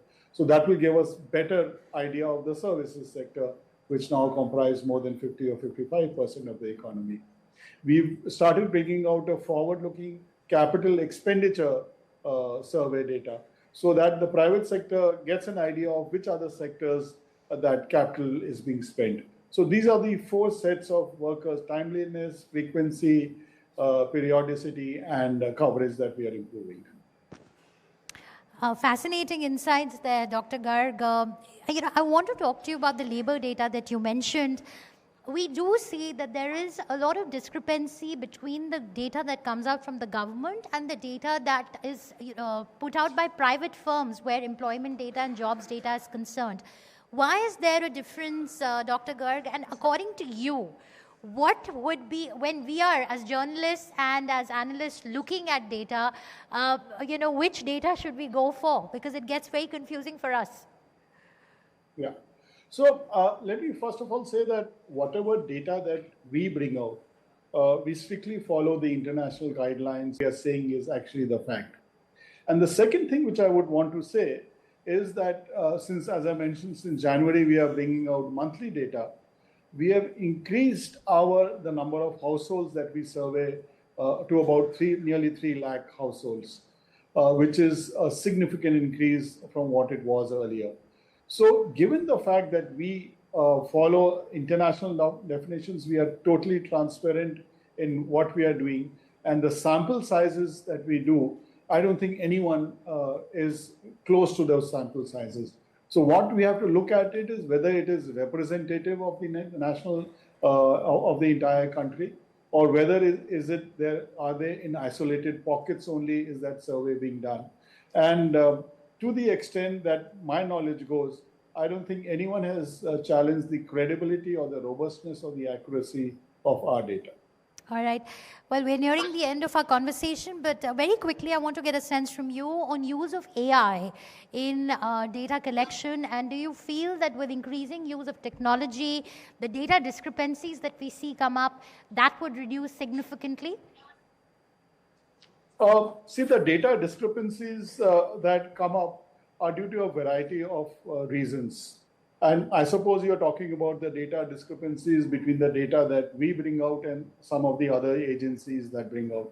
I mentioned about the reasons from the labor market data.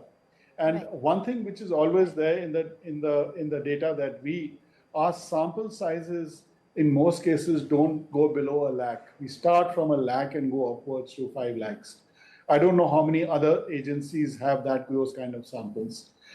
Second, we are very, very careful of the definitions and what we are stating, and we stand by every statement that we make in terms of what we are producing, and we have a very high focus on quality of the data.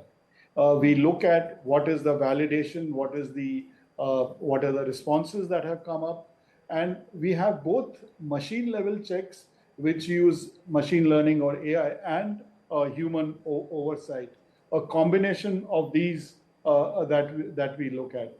So at the same time, we regularly do data user conferences with researchers, forecasters, the media, presenting our results in a very transparent manner. And we are always open to question And we are very happy for anyone else to raise issues that they might have discovered in our data. We'll be very happy to correct ourselves and improve. And we also do discussions with many of the data collectors who are in the private sector. And we are hopeful as they work with us and they also standardize their systems, their data processes will also improve. All right, very quickly, my last question, Dr. Garg. Monetary policy is heavily dependent on CPI, and we know that CPI series, the new CPI series would be launched in February. How crucial do you feel would be the new series with respect to the MPC? See, we bring out the price inflation data, and our attempt is to ensure that it reflects as closely as possible the price rises or the price changes that face a household. And that's the reason that we are updating our database or updating our base year to 23-24, and which will be based on the household consumption expenditure survey. It will reflect the basket of items that the household currently uses. One of the things which has been mentioned repeatedly is the fact that food forms a smaller weight in the basket that people now use, and cereals have reduced. The consumption of eggs, dairy products, fruits, vegetables has increased. The weight of things like travel and conveyance has increased. So all these items will be much more reflective of the price rises that an individual household faces. And obviously the kind of data that we are collecting, and I've already spoken about what other sources that we are using so that, for example, online retail has the appropriate weight in this basket. Now, how the price index is used by various individuals, various organizations is based on their. So the Reserve Bank of India definitely uses it for the monetary policy, but I'm sure they use other inputs also. But what our attempt is to ensure that whatever data that they use, which is from us, is robust and accurate. So would it make for a compelling case for the RBI to maybe consider a rate cut? That's what we are hoping for. That's not my domain. Sorry, I can't talk about that. Okay, very quickly. So one last question in the fintech space. I believe that MOSPI will be collecting data from fintechs as well. Or so we've heard. What kind of data would you be seeking from the fintech industry?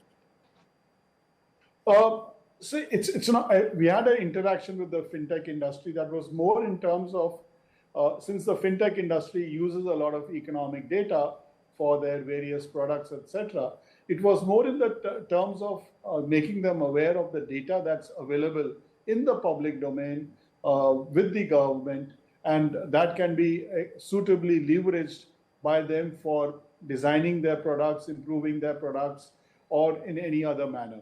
Whatever data that we get is always in an anonymized format, and it is done whatever is legally permissible. So there's no such specific data that we are looking from the fintechs, but we would be very happy to collaborate with them to understand what kind of data they would be willing to share at an aggregate level. And we will have to look at that where we can utilize that data to produce some economic indicator which will be of use to them and the industry in general. Any timelines that you're working with on this one? No, it's an open-ended discussion. Whatever data we need for that, in any case, we work with different agencies. I mentioned about e-commerce firms and OTT platforms. So whatever data, specific data that we need, we work with the concerned agencies. Any other data is something that we would be willing to look at and discuss on how it can be mutually beneficial. All right. Thank you so much, Dr. Garg, for joining us. Ladies and gentlemen, a big round of applause for Dr. Garg. We wish you the very best in this overhauling of India's data journey. Like we said, data is the new gold, and you are in charge of it for India. Thank you so much, sir. We'll see you in Delhi. Thank you. Thank you. Thank you. Enjoy talking to you.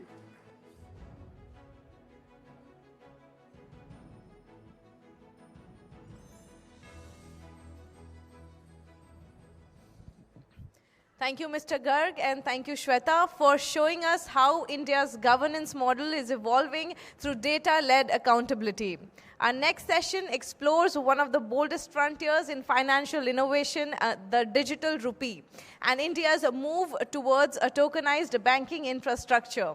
The central banks around the world race to understand and launch digital currencies. India stands out from blending fintech agility with a regulatory foresight.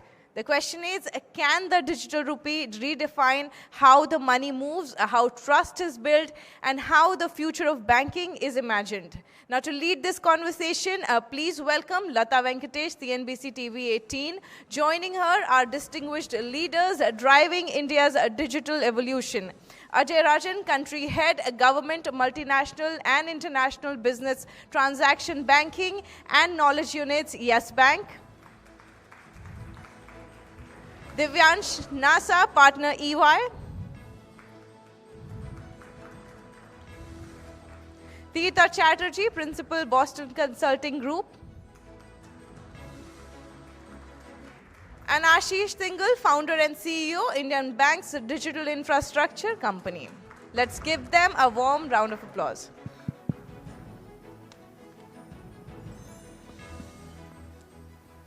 Thank you very much for inviting us. It was a fascinating session with Mr. Garg, or rather Dr. Garg, and the quality and quantity of statistical output from the Indian government has seen a parabolic shift after Dr. Garg took over.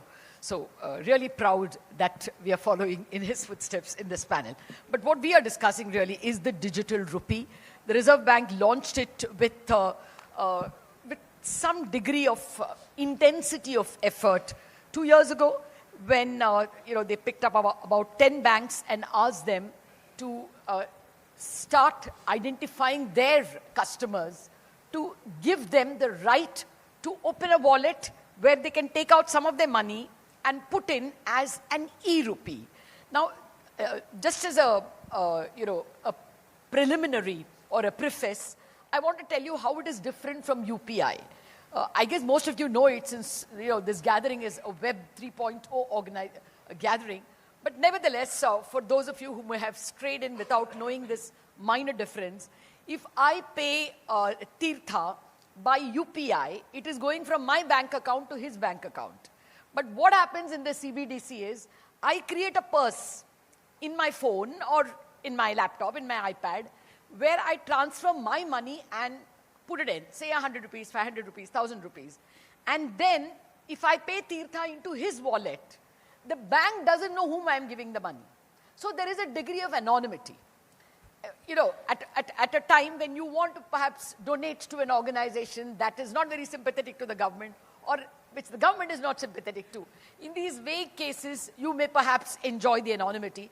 But just normally, why should everyone know where I am spending?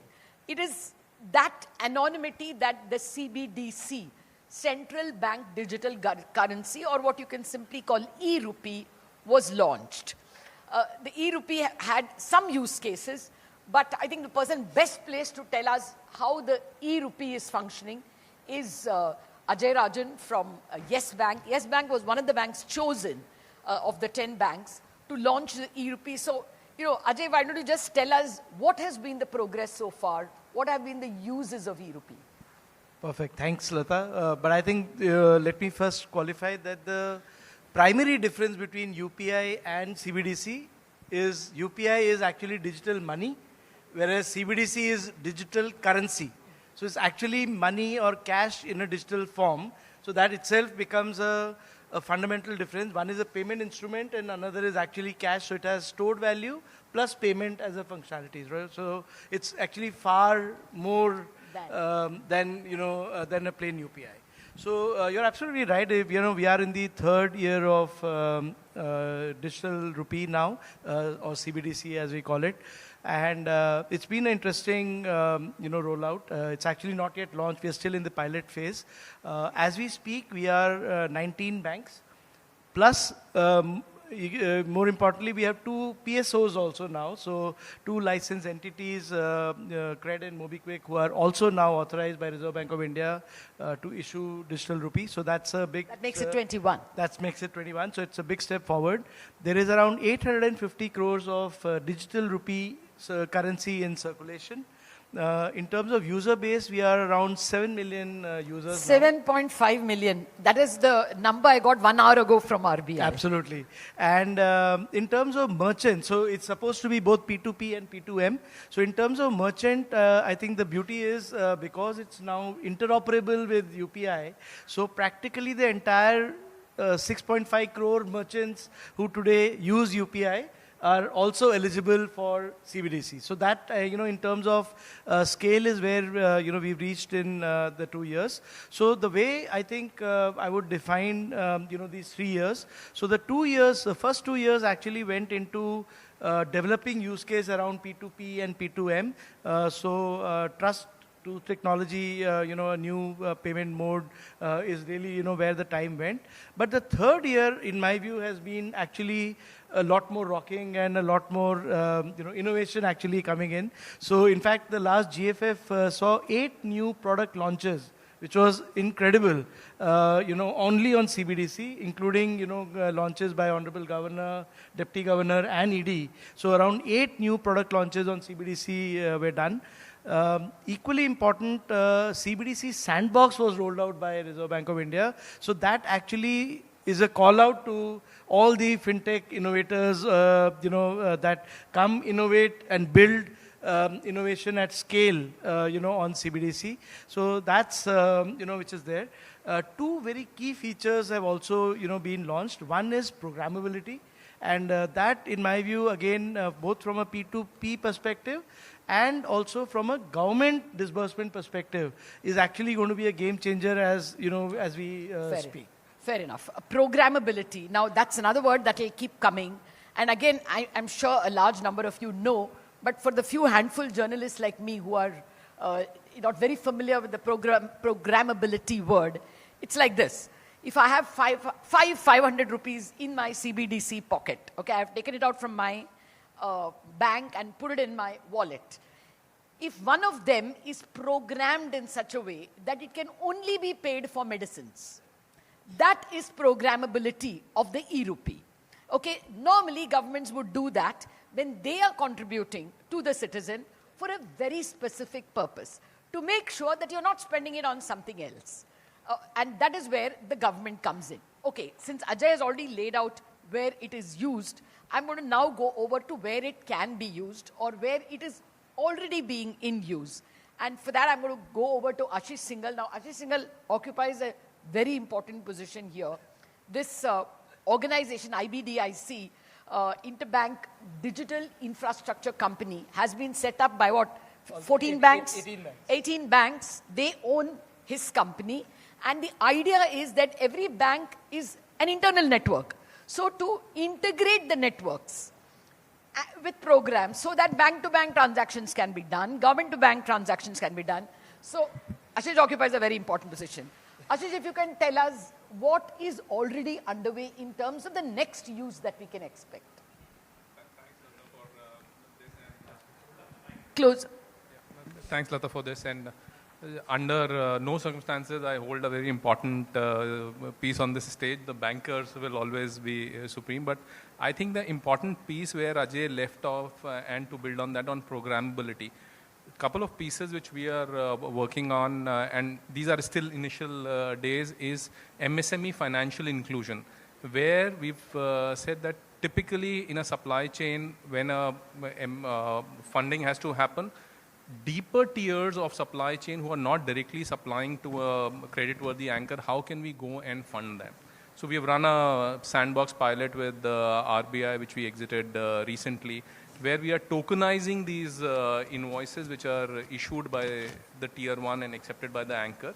And these tokens flow through the system. Now just imagine today in a normal world, for a PSL benefit, banks will, give these loans and then... One minute, Ashish. PSL priority sector is not as common as GDP. Okay. So please, okay. Sorry. fewer abbreviations. There's an issue of banker on the forum, but yeah, priority sector, those are specific money which needs to be lent to promote lending in the under-penetrated segments, etc., which is called priority sector lending. There, today the bank lends and then they report, etc. Just imagine if the money which comes as wholesale CBDC to the bank, which is programmed to be lent only for priority sector, and through the deep tier financing, it goes to a SME as CBDC, and the money, and then that money gets exchanged into the normal rupee. Either they can go and spend at the merchant for buying whatever they want to buy, or they can convert that into actual rupee and do their normal transaction. So there actually the funding has gone as part of programmability. So similarly, the other piece which we are working on is on the trade side, because there's a, currently our trade and exports are growing at about 8-9%, and to meet the 2 trillion trade objective by 2020-30, we require a CAGR of close to about 16-17%. In cross-border, just imagine today if you have to transfer money, so for INR gets into, you go to a bank goes into the corresponding bank in dollar, then there's a, it gets converted, and then the dollars settlement happen, and then it is paid to the importer in case you are exporting some things, etc. So that entire piece takes about 2 days, 3 days, at best 1 day, and given the currency fluctuation, even within this 1 day, this is a huge risk. Now, if these can be replaced by CBDC, and instant settlement can happen, so I pay by CBDC, and there's a bilateral arrangement between, let's say, if I'm exporting to US, there's a bilateral trade agreement between India and US for conversion of CBDC. The person on the other side will be able to get the money immediately. So that entire currency risk goes away. Again, these are programmable pieces which can come into play. Okay. So there could be multiple pieces on programmability and tokenization which can take this entire journey to a very, very different level. The only problem is you took the wrong example. The one country which will not enter into a CBDC with us would be the United States, because they want us to use stable coins rather than they use CBDC. But I think we are having some conversation with MAS, with Singapore, and the expectation is that if your child is studying there, or if someone, you want to send small money, not really major transactions, I think they have taken off a bit for you to be able to send it in a common central bank digitized currency, but still experimental, I think. To summarize, actually, the technology now is no longer a challenge. So CBDC solves for the technology part.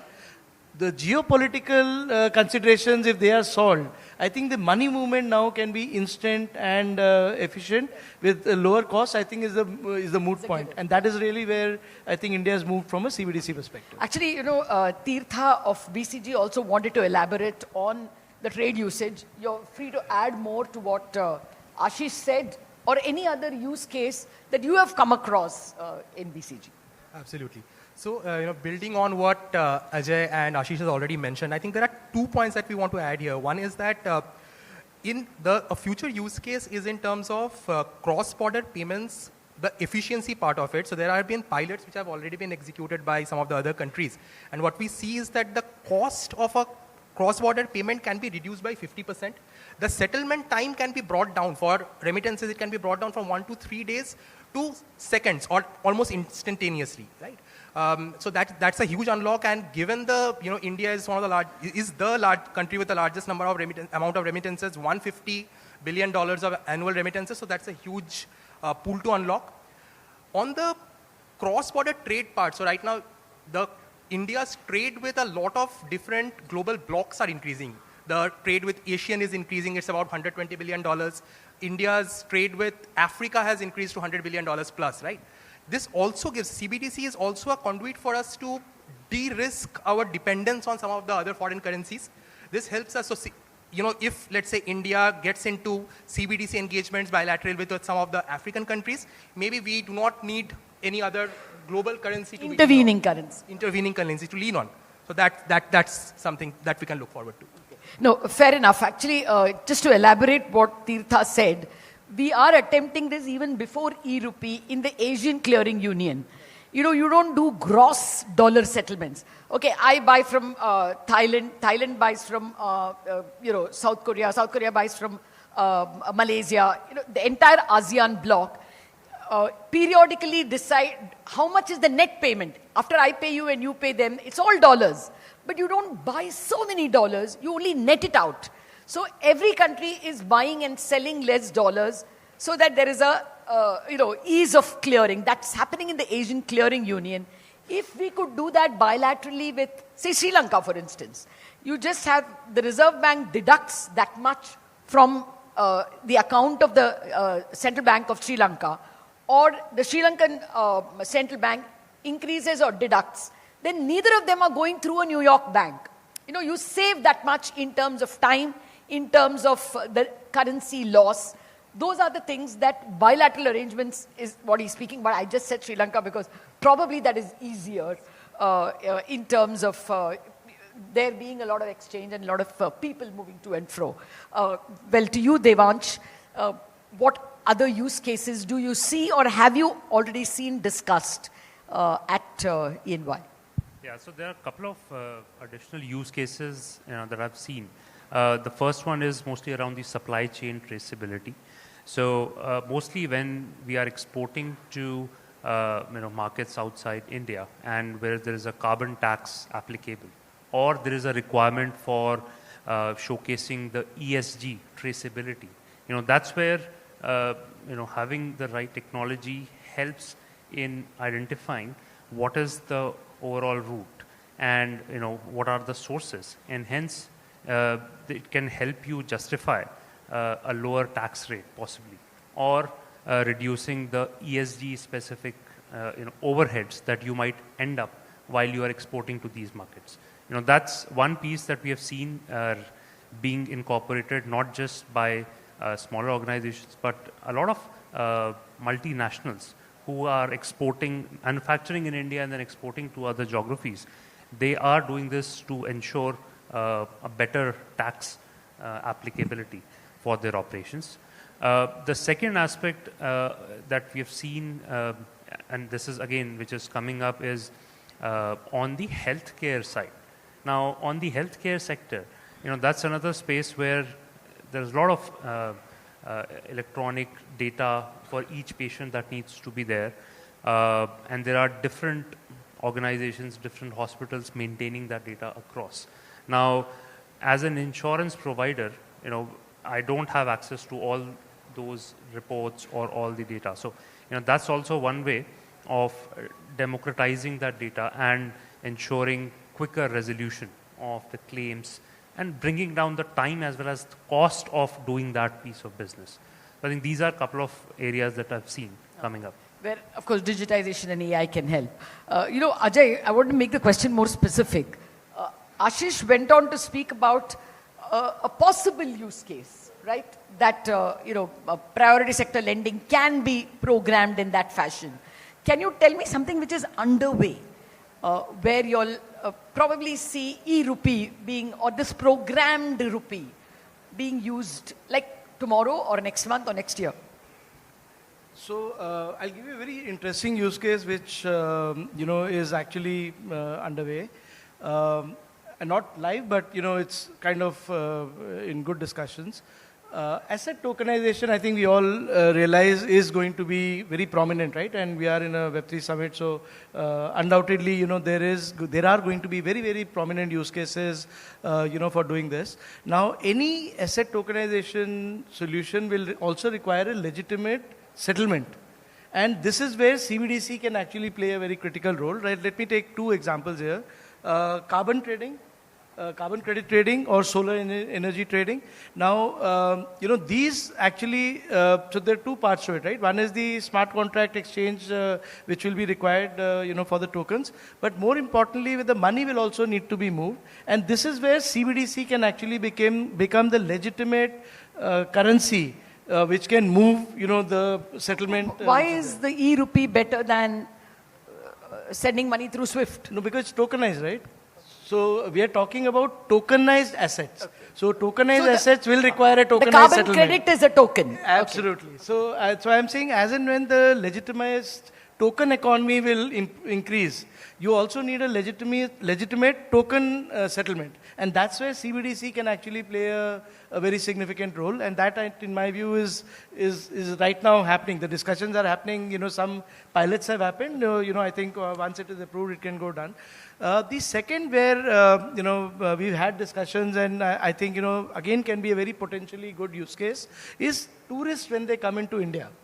Now, invariably, you will find that, either they will bring in currency or they will, at the airport, exchange cash to cash, right? Now, the CBDC, for example, if you are able to give wallets on the go, which again RBI has attempted. Exactly, right? Now, if against the passport KYC, which is done for the tourists, if we are able to issue CBDC on the go, the wallet can be loaded against that cash.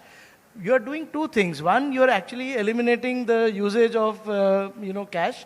The second more important thing is you're actually giving the flavor of India's prowess on digital payments to the global at large. I remember, in G20, when CBDC was showcased. But who is giving that money? Is it a bank or no? It will be the money changer. No, it will be the money changer who's sitting in. No, I'm asking the question deliberately. Okay. When the money changer gives me the money, he will normally charge me 90 rupees for the dollar.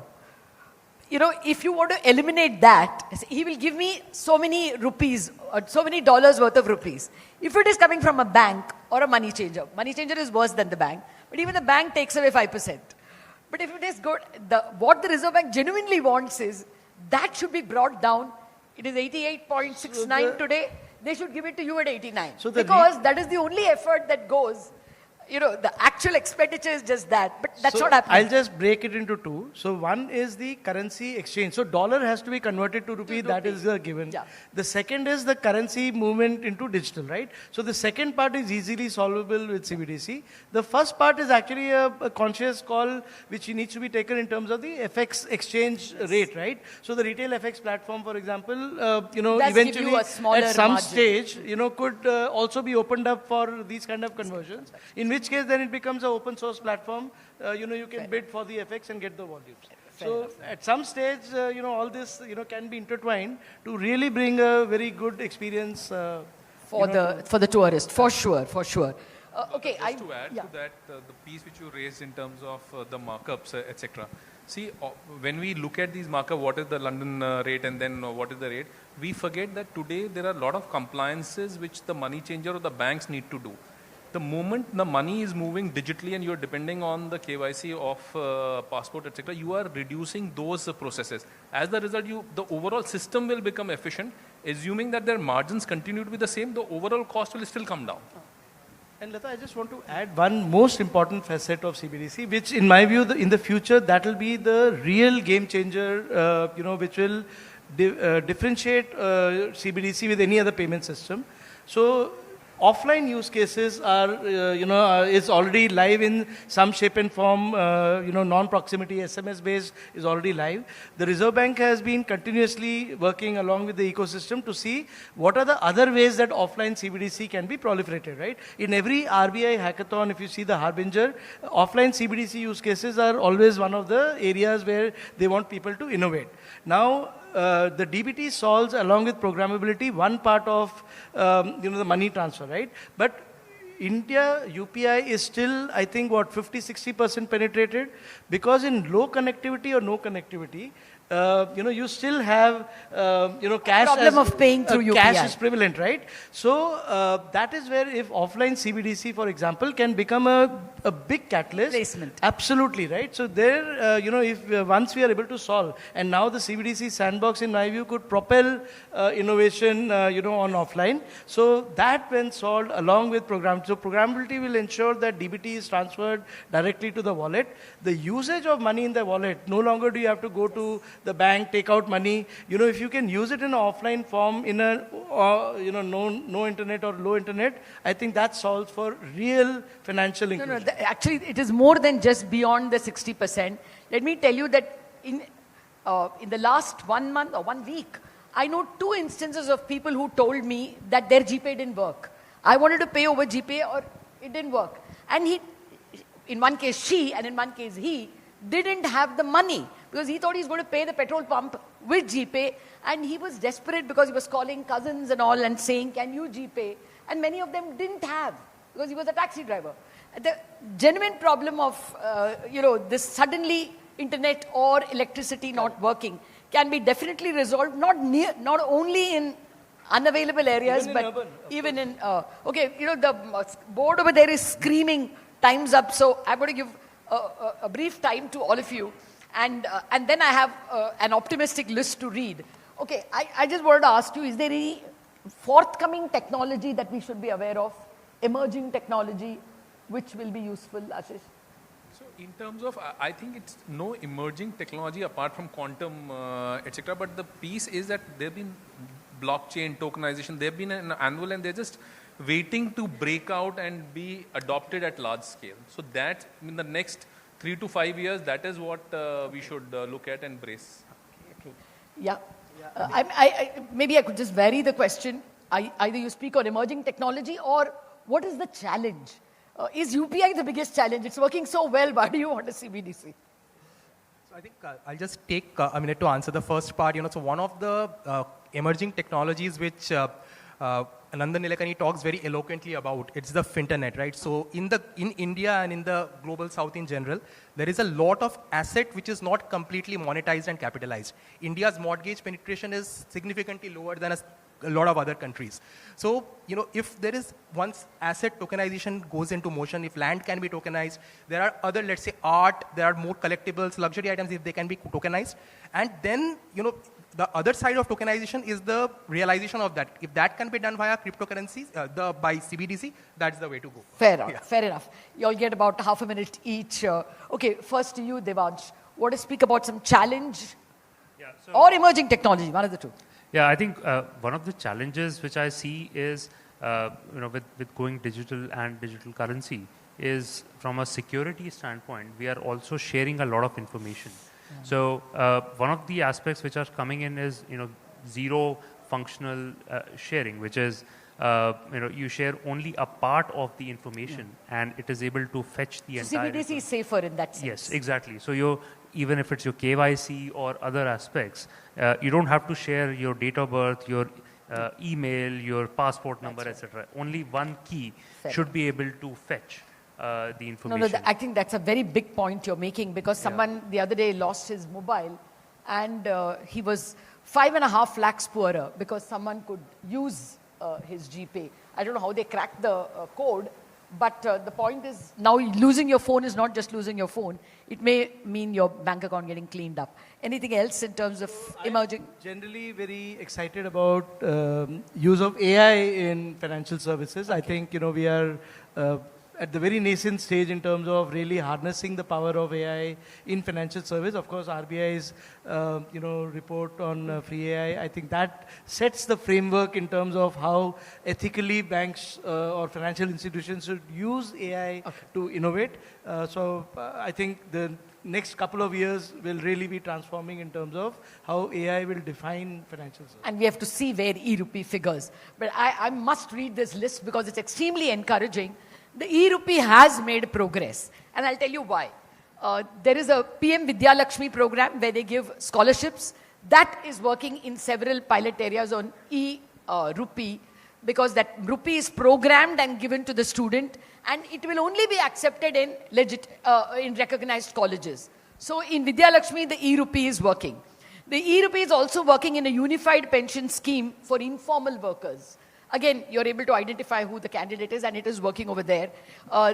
What is also live in e-rupee is a G-Safal program where the government of Gujarat is giving aid to women to start enterprises. It's working in multiple schemes in horticulture. It's just ready in Uttarakhand, not yet gone live.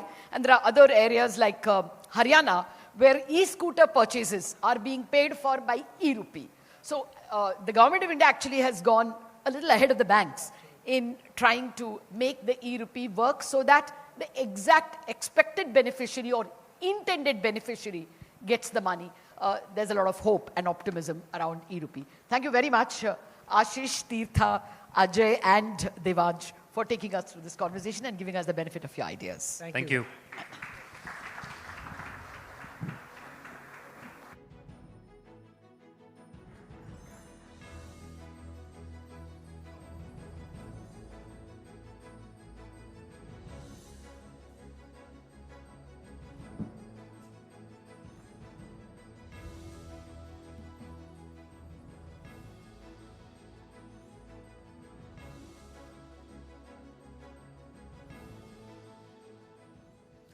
Thank you, panelists, and thank you so much, Lata.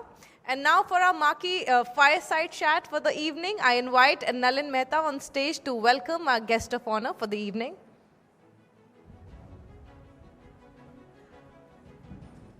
Thanks very much, Shivani.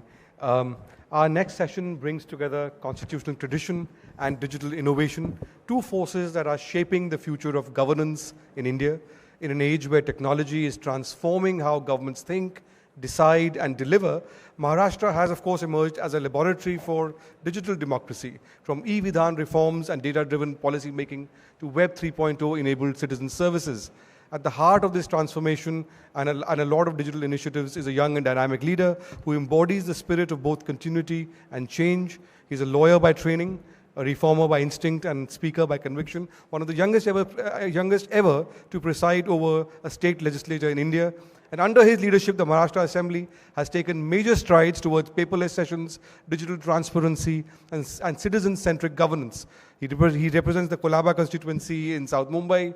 He's been a strong advocate for modern, transparent, and tech-driven governance, and also with adequate safeguards. The Maharashtra Assembly, of course, has taken a lot of reformist moves under his leadership. Ladies and gentlemen, may I invite on stage the Speaker of the Maharashtra Assembly, Rahul Narvekar.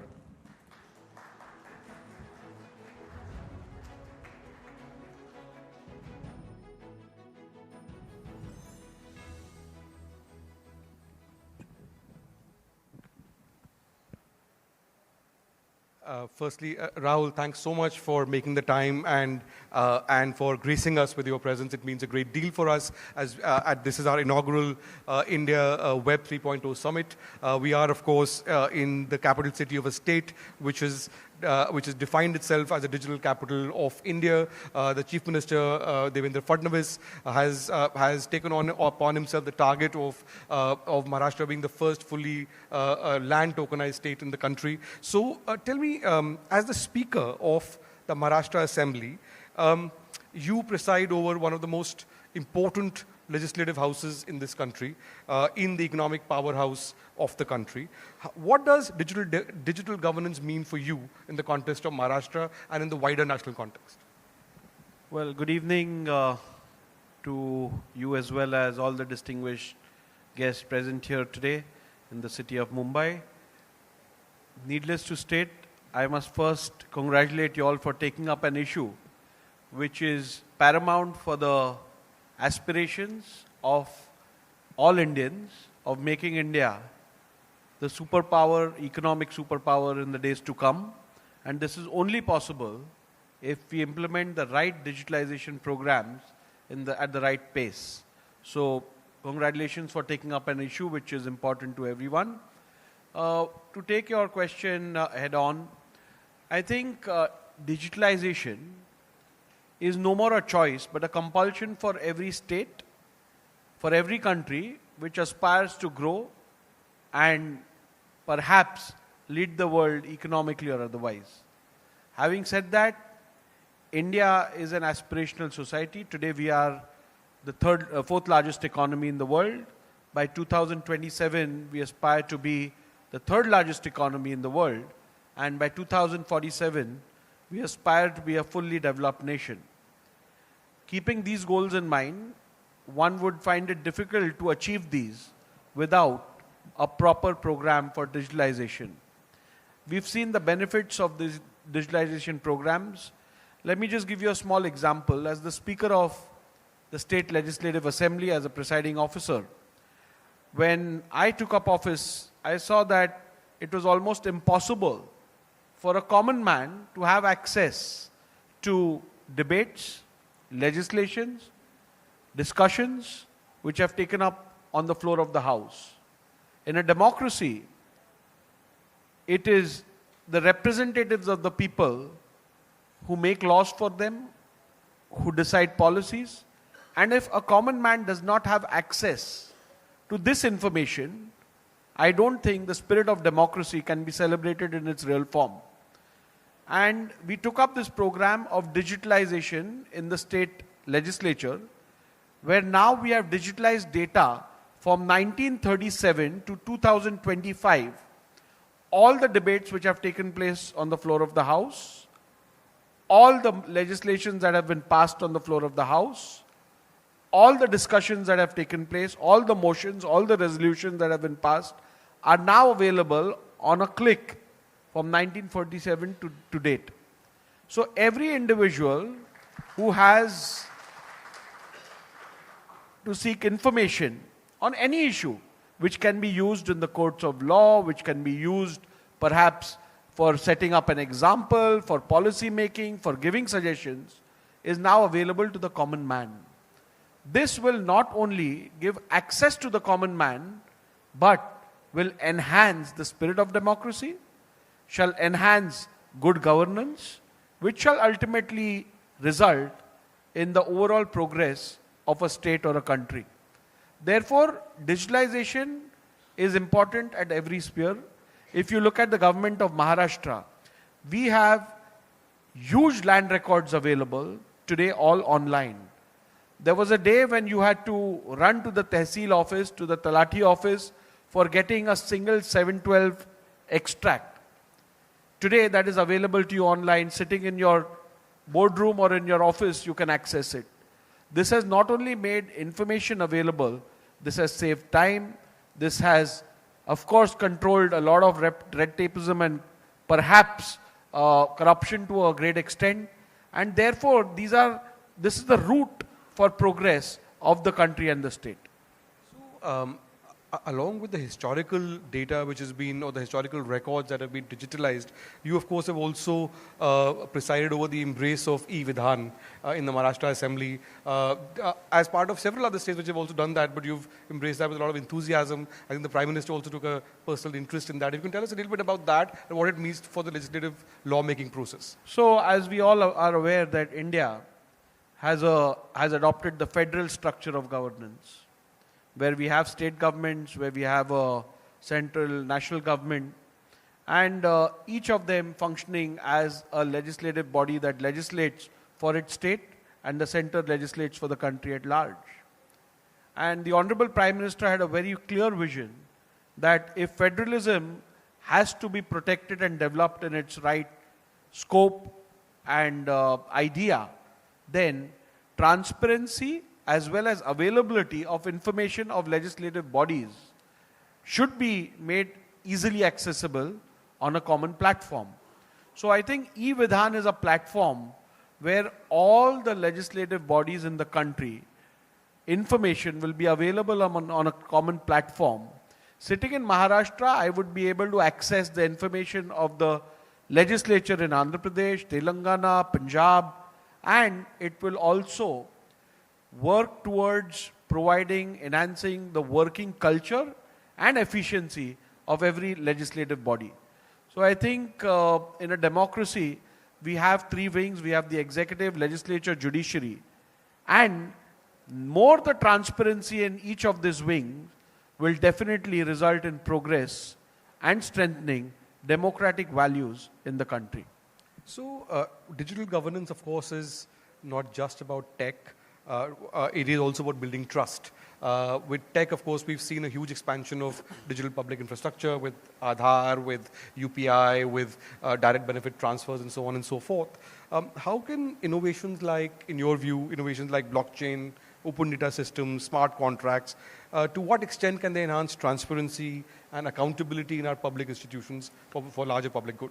Well, when we talk about transparency, it has to be looked in two folds, I believe. Transparency brings in trust. Now, transparency has to be there with regards to the data that is available and that data being protected.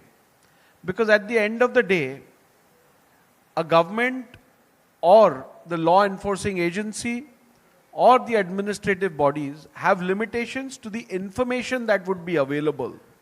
So unless this is a voluntary process where the community at large participates, we really won't be able to have a huge data bank that we would necessarily aspire for the optimal usage of this platform. So one, this of course enhances transparency with regards to the administration, where information is freely available. So I think when the Right to Information Act was introduced about 2 decades back, or at that point of time, if the digitalization program was as aggressive, maybe that legislation would not even be necessary. Today, with this information available, it's on a click of a button that you get that. Under the Right to Information Act, you had to apply, you had to ask for information, it would be given to you. But under the digitalization programs, this information would be available to you at the click of a button. So you make an important point, and I think you began by talking about Maharashtra's larger economic vision. So let me ask you a larger question, that Maharashtra has an avowed ambition of reaching $1 trillion economy size by 2029. How important is this move toward digitization and digital economy, data centers and so on within that larger vision, and where do you see that going? So insofar as Maharashtra is concerned, I take extreme pride in stating that Maharashtra stands to still lead as being one of the most industrialized states in the country. It's number one when it comes to FDI, foreign direct investments. It contributes significantly to the GDP of the country. Mumbai itself contributes almost 14% of the GDP of the country. It, of course, houses the financial capital of the country. And having said that, Maharashtra today aspires to be a $1 trillion economy in the next few years. Maharashtra today has one of the largest ports in Asia coming up. Maharashtra today has one of the finest state-of-the-art industrial network available in the country. And therefore, there is a lot riding on Maharashtra when India's economic progress is concerned. Having said that, if Maharashtra really wants to achieve this vision and this dream, it is very important for us to embark quickly and efficiently on the story of digitalization. And while we say that, while I speak about digitalization, while I speak about data assimilation, while I talk about data being available easily to the people at large, I would like to make a larger point out here. It's not only important and paramount to make data available, but it's even more important to work towards data protection. And that is what is going to drive the next economic surge or leadership in the world. Today, unfortunately, the data that our country perhaps has, which our state has, to secure it, the infrastructure is not adequate to have it within our boundaries. A lot of it is beyond our boundaries. Today, our data should be restricted to our boundaries.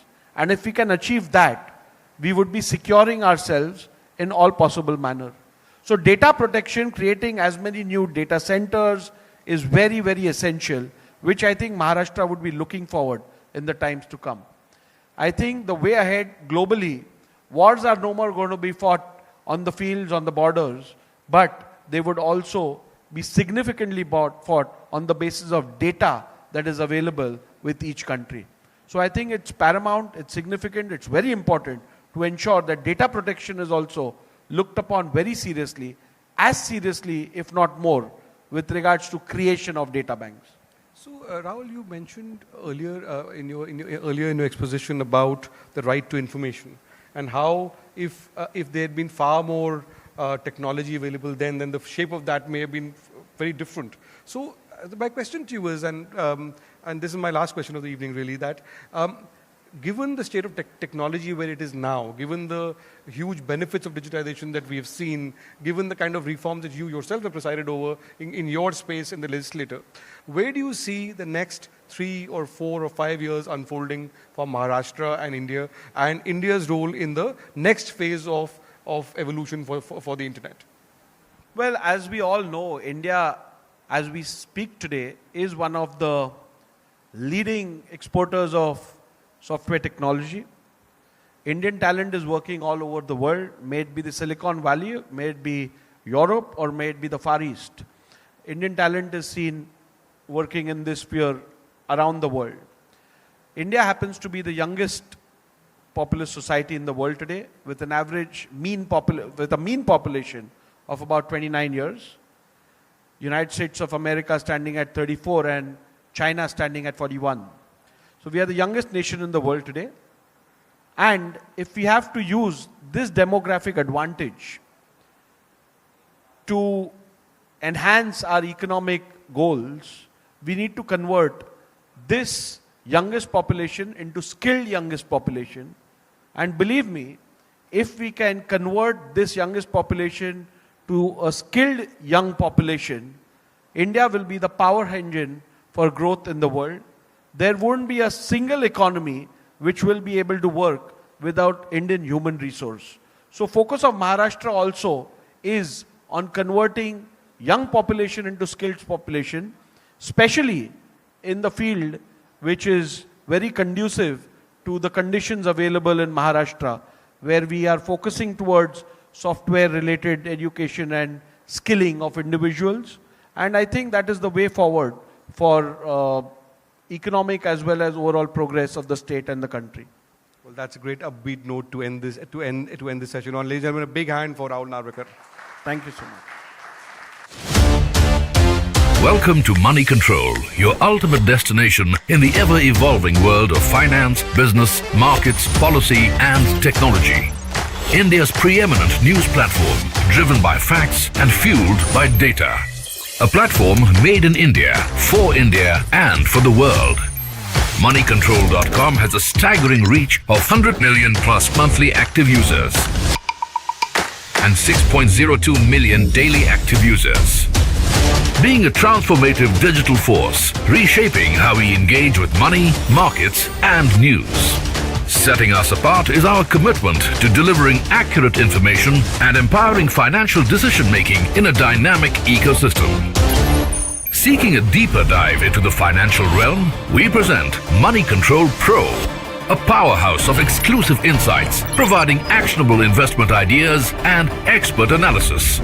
Because in today's fast-paced world, informed decisions demand both information and expertise. And we have 1 million plus Money Control Pro total paid subscribers and 100% return in 1.5 years, beating the market. Explore market trends, access expert opinions, and utilize essential financial tools all at your fingertips. Join the millions who trust Moneycontrol.com for their financial journey, where facts meet finance and data drives decisions. Think markets, think Money Control. Want to know what's the best way to grow? Let's go. Go farther. So far ahead that the competition can't spot you. Let alone catch you.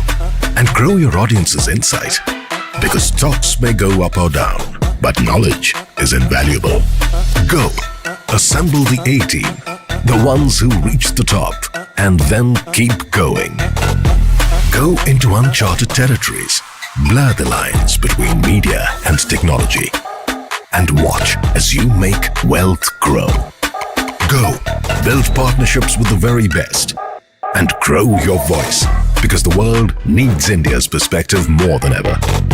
Go into India's heartland. Speak her languages. Tell her stories. Grow her ambitions. Go. Make a difference. Create a platform for policymakers, trendsetters, and change makers. Because the only way to grow is to grow together. We are Network 18, and we are always on the go. enabling India to grow. Welcome to Money Control, your ultimate destination in the ever-evolving world of finance, business, markets, policy and technology. India's preeminent news platform, driven by facts and fueled by data. A platform made in India, for India and for the world. Moneycontrol.com has a staggering reach of 100 million plus monthly active users and 6.02 million daily active users. Being a transformative digital force, reshaping how we engage with money, markets and news. Setting us apart is our commitment to delivering accurate information and empowering financial decision-making in a dynamic ecosystem.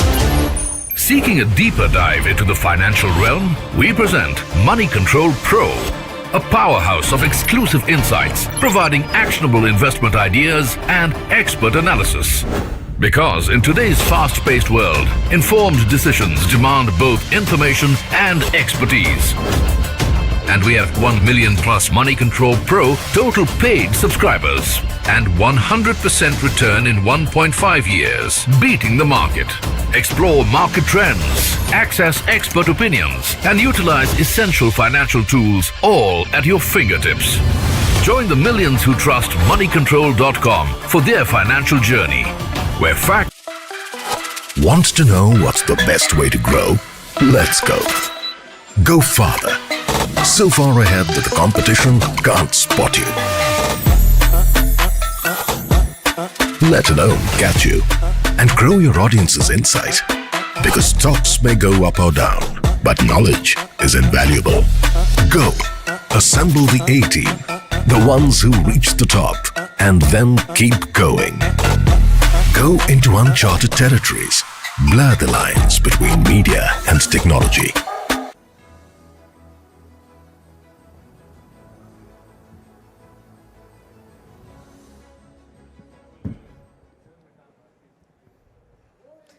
Thank you, Mr. Gupta. Moving on, every digital revolution needs its builders, the visionaries who create the foundation others will build on. From blockchain education, drivers to developer ecosystems, and the rise of Web 3.0 gaming, India is quietly assembling its own tech stack for the decentralized internet. The momentum is real, but the question is, how do we scale it? To lead this powerful conversation, please welcome a thought leader who has been at the forefront of India's digital transformation, Dr. Arvind Gupta, co-founder and head of Sutra and the Digital India Foundation. And joining him, are pioneers driving India's Web 3.0 revolution, Sumit Gupta, co-founder and CEO, Coin DCX. Beatrix Callaghan, sales director, Canton. Edil Patel, co-founder and CEO, Admudrex and Saber Money. Rachel Conlan, CMO, Binance. Let's give them a big round of applause. Oh, dear. Thank you. I'm back.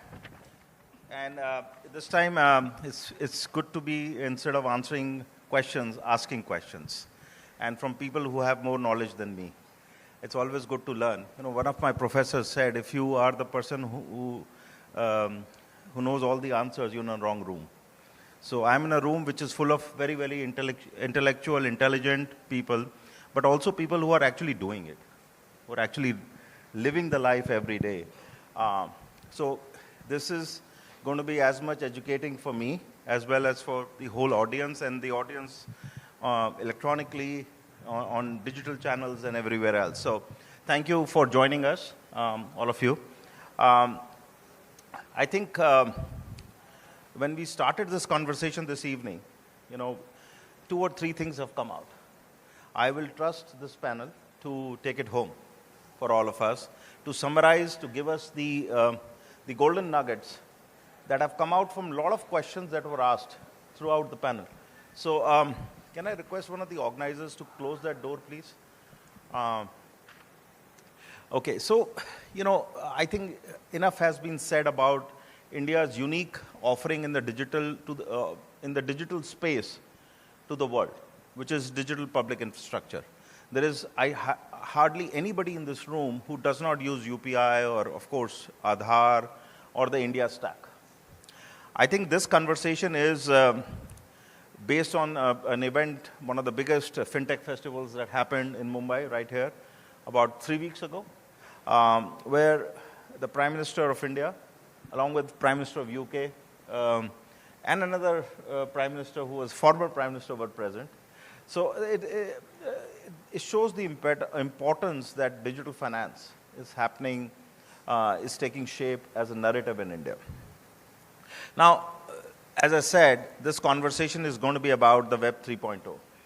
The Web 3.0 stack, let's call it, for lack of a better word, which, you know, as the whole paraphernalia and all these great standees around this room are talking about transparency, trust, enabling innovation, interoperability, privacy by design. Exactly the same principles as India stack is built on, right? So, Sumit, you head DCX. You're one of the large Web 3.0 player.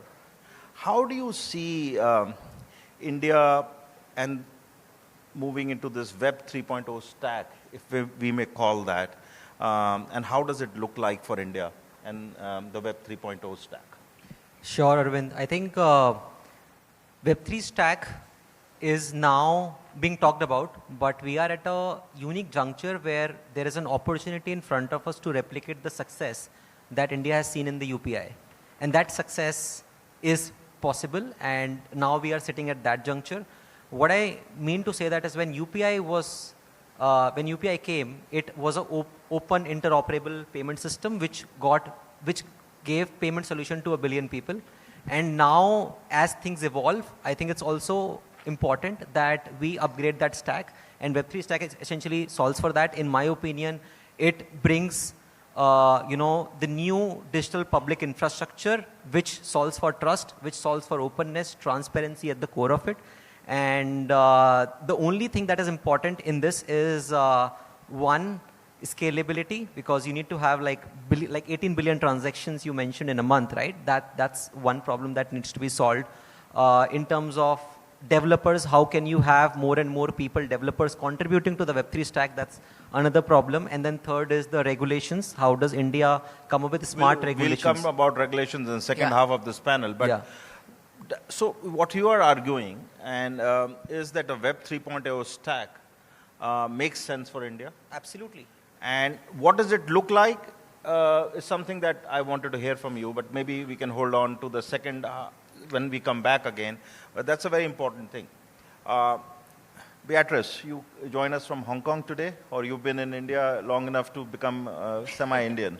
I've been here in India for a week now, so very happy to be here. You have heard throughout the conference that the tokenization of real-world assets. Yes. I think it probably got used maybe 100 times since the start of this event. You're doing it every day. You're living that life. As a use case, see, technology always exists. We have been saying that. You know, Sumit will agree, and when I come to Adal, he will agree. It's the use cases. It's in a country like India, which is very diverse, literacy levels, income levels are very diverse. It's the use case which is important. And sometimes the consumers of that use case really don't know what technology they're using, as long as they're happy using that. The layer of abstraction at that level. So, real-world assets. Yes. You know, I was told by one senior cabinet minister in India, about 80% of our civil litigation cases are property matters, where there is a title dispute. That's a huge issue in India. So, and what we are hearing is one of the biggest Web 3.0 use case is what you solve for. Absolutely. So, and you've studied India over the last 1 week and maybe more. Give us your thoughts on this use case in India. What should India do? Absolutely. Well, for a little bit of context, the company I work for, Digital Asset, the Canton Network, we're responsible for tokenizing over $6 trillion worth of real-world assets. So as you say, this is something that I do every day. And India is an incredibly interesting place to look at. As you said, looking at remittances, land titles, the opportunities for the tokenization journey in India are substantial and hugely significant, more so than any other place in the world at the moment. So I think when you're looking at the tokenization process, what it is that enables is this transparency across multiple different kind of entities, institutions, the workflow. Every single person involved is able to have an end-to-end vision or end-to-end view of what a traditional process look like. With the tokenization process, you can do things like create natively digital assets. So these are new products, new assets that you're able to introduce into a digital world. This has huge opportunities around the land titles as well, or you can actually just digitize traditional assets. So with use cases that we see at the moment and in Hong Kong that we focus on with the distinction of natively issued assets and then tokenized assets, we look at things like tokenized bonds. So for HSBC, the Hong Kong-based bank, we've done a bond tokenization platform known as HSBC Orion. This has seen huge incremental growth for them, over 45% increase in adoption and in sales from that side of things. So these are just some examples of what tokenizing or digitizing a traditional asset might be able to bring on. And then if you look at something like a natively issued asset, this is the creation of a new product that you're able to put into the digital world. You can think of something like Goldman Sachs. So we have created the Goldman Sachs digital asset platform, and this is where they're able to issue new products, and that as well sees huge incremental growth. So with the case of India, being able to take these different areas and different focus points and being able to bring them into the digital world has huge, huge benefits, not just from a profit perspective or a growth perspective, but actually, the existing way of things being done, you're able to reduce risk, increase growth, increase efficiency, and improve the existing way of doing things, as well as bringing new products into light. So Beatrice, what you're saying is, if you tokenize property, yes, you can fractionalize it and take fractional credit, do fractional ownership, absolutely, and also you cannot, as a consumer, you're protected that your builder cannot amortize that to 5 different banks. Absolutely. So if you banks look at are comfortable, you are comfortable. It's just everyone's the builder is comfortable. not comfortable. Everyone's comfortable.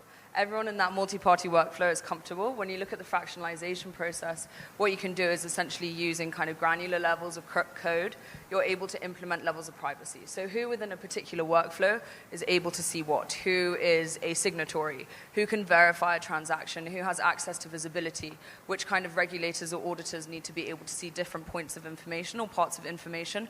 All of that, when you're talking about the tokenization process, is what is able to be shared across multiple different people and what can be kept private. When you're thinking about these type of multi-party workflows, there is information that, as you say, your bank might necessarily need to see your passport information or where you live, but your neighbor shouldn't be able to do so, or a competing bank shouldn't be able to do so. Absolutely. So it's very important, the level of granular privacy that is enabled within a tokenization process to bring the right amount of kind of value and end-to-end value add to the process that you're tokenizing, be it land titles, remittances, bond tokenization, government digital securities. All of these, you're able to kind of get to the granular level of detail and make sure that it's an improved version of before. Great. Thank you, Beatrice. Adil, I was talking to you offline, and you were talking about remittances. You do run a remittance platform. India is losing, on a back of the envelope calculation, about $8 to $10 billion every year in paying the so-called banks and middlemen on just $150 billion of remittances that we receive. I mean, the global standard is 3%. We pay anywhere from 8 to 10%. This has been the biggest challenge of our diaspora, our talent that moves overseas. Tell us a little bit more, how the world of stable coins, is that a bad word? Somewhere I heard that's a bad word. I've been writing a lot about it, that India needs to understand the value in stable coins, in off-ramping and on-ramping digital assets, for remittances. What is your view on that? Yeah, absolutely. So, in my opinion, currencies are the first real-world assets that have been tokenized, and stablecoins are a representation of that. And the way they work, the way you should think of it is just like how UPI made money transfers close to zero and near instant, stablecoins make cross-border money transfers close to zero fees and near instant. That does everything to cross-border payments, what UPI did to local payments. It means that today, at an I average... would like you to explain this more to this audience. We have kids studying overseas. We still pay a lot of bank fees. Let me just walk you through.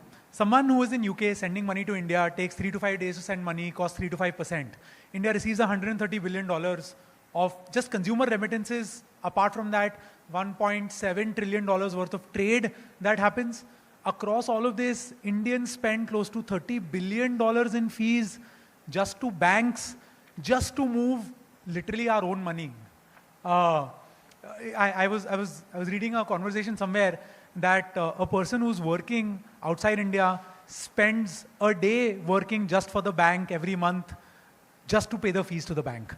That's effectively the cost of doing all of this. That's not only that, because the costs are so high, people are anchored to send north of $2,000 or $3,000 back, right? So if the cost of sending every transaction reduces, you can send as low as $10 back to India, and it would still not matter.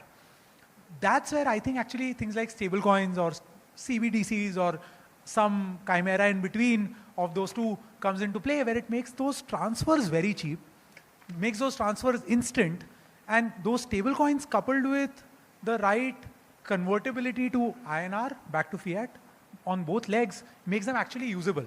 So that end-to-end flow is effectively what we've built. Of course, there are a whole bunch of requirements around it, and we'll definitely get to that in the second half of the conversation. But remittances, I think, is by far the largest use case of directly tokenizing a real-world asset that all of us know very well, which is currency. Great, thank you, Idil. Rachel, I think you are at a C level of one of the largest exchanges in the world. I think from your lens, how do you see India play in this global Web 3.0 perspective? And how does India become a leader? We've been talking about this, India should lead this. But I think you have the key to how should it lead that. So tell us a little bit more of your thoughts. Yes, as you say, we're in a very privileged position, of being one of the largest exchanges and operating, in over 100 countries.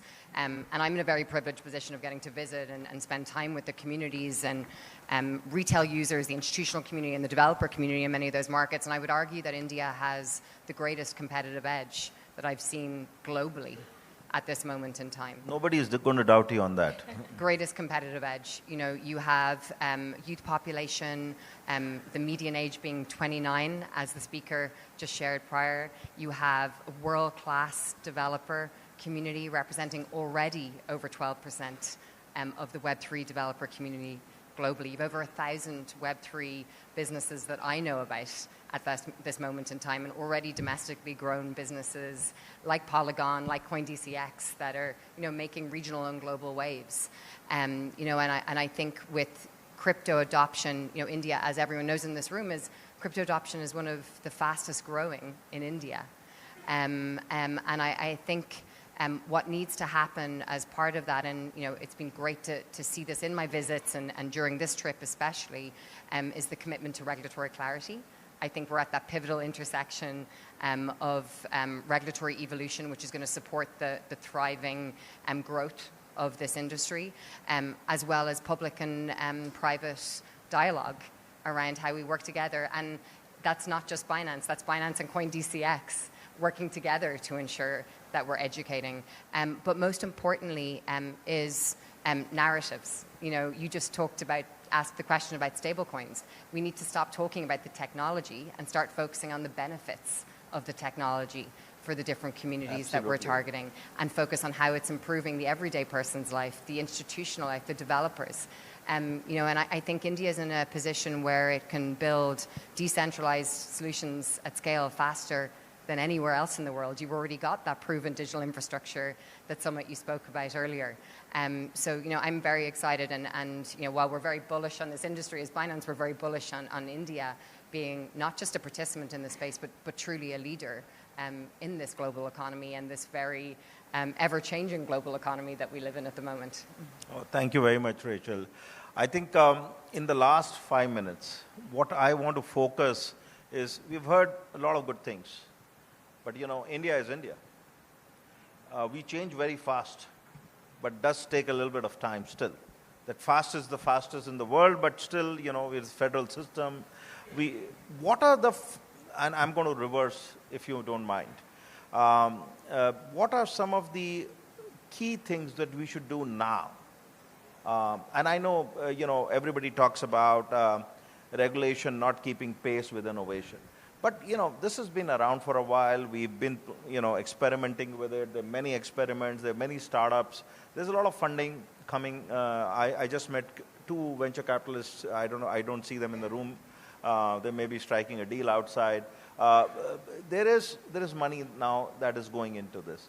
But what are your, if you had to give some thoughts on what India should do both at the national level and at the federal level, from a regulatory policy perspective, to make this happen? Well, I think firstly, I'm going to talk about this through the lens of the user and through the lens of the ecosystem development. And I think through the lens of the user, the policy and regulation has to be, it cannot be a roadblock to users entering into the space. And it should not create more fear, or it should not push people to alternative decentralized solutions. And I think one of the greatest areas there is around the taxation of users. That is something that, you know, we hosted an event of over 500 of our community last night. And it was a topic that came up with nearly everyone I spoke to afterwards. So I think clarity around that and a more user-first approach is going to be critical. So what I'm hearing from you, Rachel, and that's a very important point, it's going to, thanks to Moneycontrol, to millions and millions of viewers across the world, is you're not asking for no taxation. You're asking for clarity on taxation. Clarity on tax and looking at where the tax ownership falls, whether it's on industry players like us or on the user. That's a good suggestion. Idil, you're next. As I said, we're going to reverse the order. What are your asks? No, so I think, in my opinion, what has been true is that the industry has always gone and asked for like a very wide regulatory clarity. But I think what is really needed is that there are now very clearly differently identifiable use cases across the board, right? So give us 1 or 2 thoughts. Like for example, the clock is there. So like for example, let's say, how do you regulate the usage of stable coins or INR pegged real world assets in this broader ecosystem? And which is the regulator that takes that up? Is that a similar framework to the digital payments framework that gets followed or not? And it's been proven that, you know, regulated stable coins actually make a lot of sense. It's create a lot of value. So number 1, regulated stable coins. 2. Yeah, of course. I think. See, you are on TV. You have to ask things which is national implications. Yeah. I think regulated stablecoins, clarity around exchanges and what their businesses should be, who's allowed to do custody, who's allowed to do brokerage, who's allowed to act as the exchange. More clarity and regulation around exchanges. Correct. Thank you. I'm going to come to you next, Beatrice. I think mutual objectives. The communication across all the different entities involved in the tech stack. You've got something from a layer 1, you've got tokenization, technology, you've got exchanges. What are the mutual and desired objectives of India as a whole? And when they are decided, then everyone can come together to achieve them. I think that's something that's needed before you start looking at what does the workflow look like from a tokenization perspective, and where is it that India specifically wants to see change. Great. And you have the last word, my friend. I have 3 specific points. One is, and I'll make it very clear and straight, one is reduction and rationalization of taxes. It's a big problem, like Rachel mentioned. Number 2, supporting the domestic industry. Right now, a lot of builders are just moving offshore. They don't trust what will happen in India. That needs to be brought back. The talent, we can't afford to have brain drain. And number 3, a structured consultative approach between government and private players. These 3, if comes together, leave the rest to Indian builders and entrepreneurs. They'll do everything to make India the leader. And now, after this, you need to talk to Bhupendra, because he's doing that in Sutra. The only thing I would add on to that, and I think it's something that's very important and needs to be talked about at the forefront, is education. We have to ensure the financial literacy is here to enter into this space in a secure way, because we can educate public I'm so glad you brought that into conversation, because I think, it's a two-way street. The industry needs to work together to set their narrative straight. And I'm speaking, as I said, I was supposed to be moderating, but I'm giving an answer now. The industry also needs to come together. You all said it and speak in the same voice. Biggest challenge as a policymaker is that we hear different versions of the same asks from different people in the industry. So have some unified common minimum programs, as they say in politics. And two is, if I hear correctly from you, is user and financial literacy are what they're dealing with to protect consumer rights. And meet them where they are, because we know it's every different type of user in this market, and we need to ensure that we're helping them where they are. We are at the top of the time allocated to us. I can just say that this was the conversation we needed to have at the end, because I think we have summarized not only how India benefits, what India can do to tweak a leadership position, great use cases. I mean, the investment potential is right there. We save all the money that we are giving out to Web 2.0 brokers, I would say, and banks. I didn't want to call them out. And then something on how, not only what, but also on the how, what can be done. So I really thank the four of you for being on this panel, for staying late with us today, and giving us your insights. Thank you very much.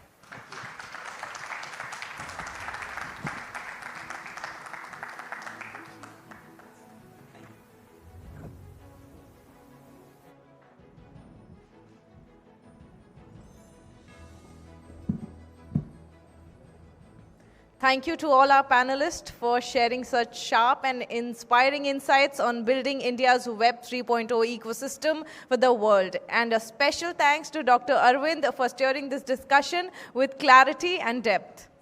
Up next, we have a conversation that looks at how global Web 3.0 trends are shaping India's digital economy.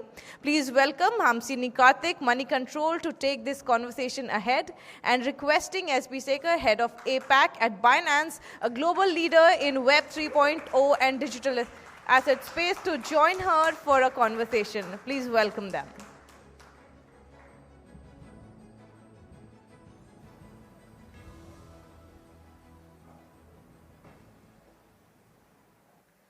Welcome to Bombay. You were just when we were chatting up, you said this is your first time in Bombay, so welcome to Bombay and welcome back to India as well. Let's get started. What are you seeing as the new developments, as the new trends? What is so engaging for you now for Binance in India? Where all, from a regulatory perspective, have you progressed? What are the things that you're really liking in the country right now? Thank you. Firstly, good evening to everyone who's attended this event. Thank you for your presence. It means a lot to us here at Binance, and a pleasure to be on stage with you as well. So let me attack the questions in a number of ways, right? Some of the panelists before have shared that India leads the pack when it comes to digital asset adoption. Let's put some statistics on that. APAC as a whole has a 69 to 70% growth year on year. Is that clear at the back? Better now? Okay. So APAC has a 69 to 70% growth rate year on year when it comes to digital asset adoption.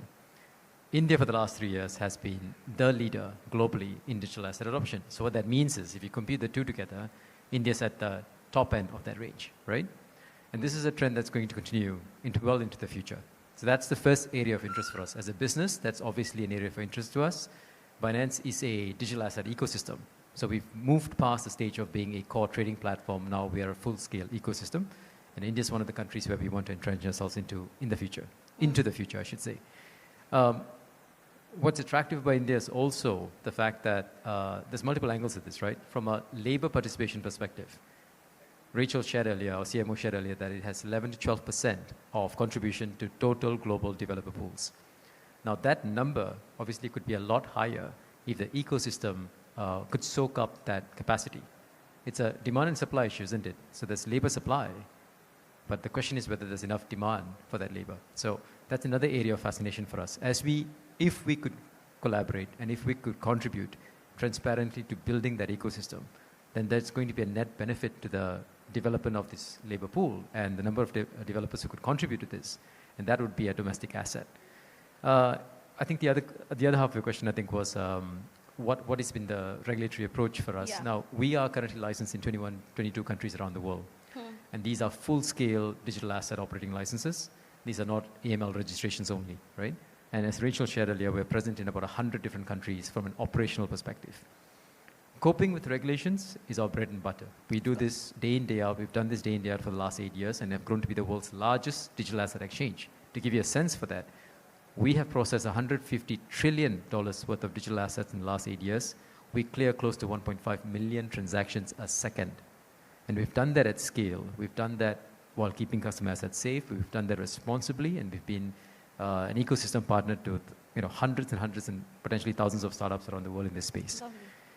So that's basically been our entry point and our approach to regulation, our approach to India, and what we hope are our long-term aspirations for India. So you believe India is truly Web 3.0 ready right now, as we speak?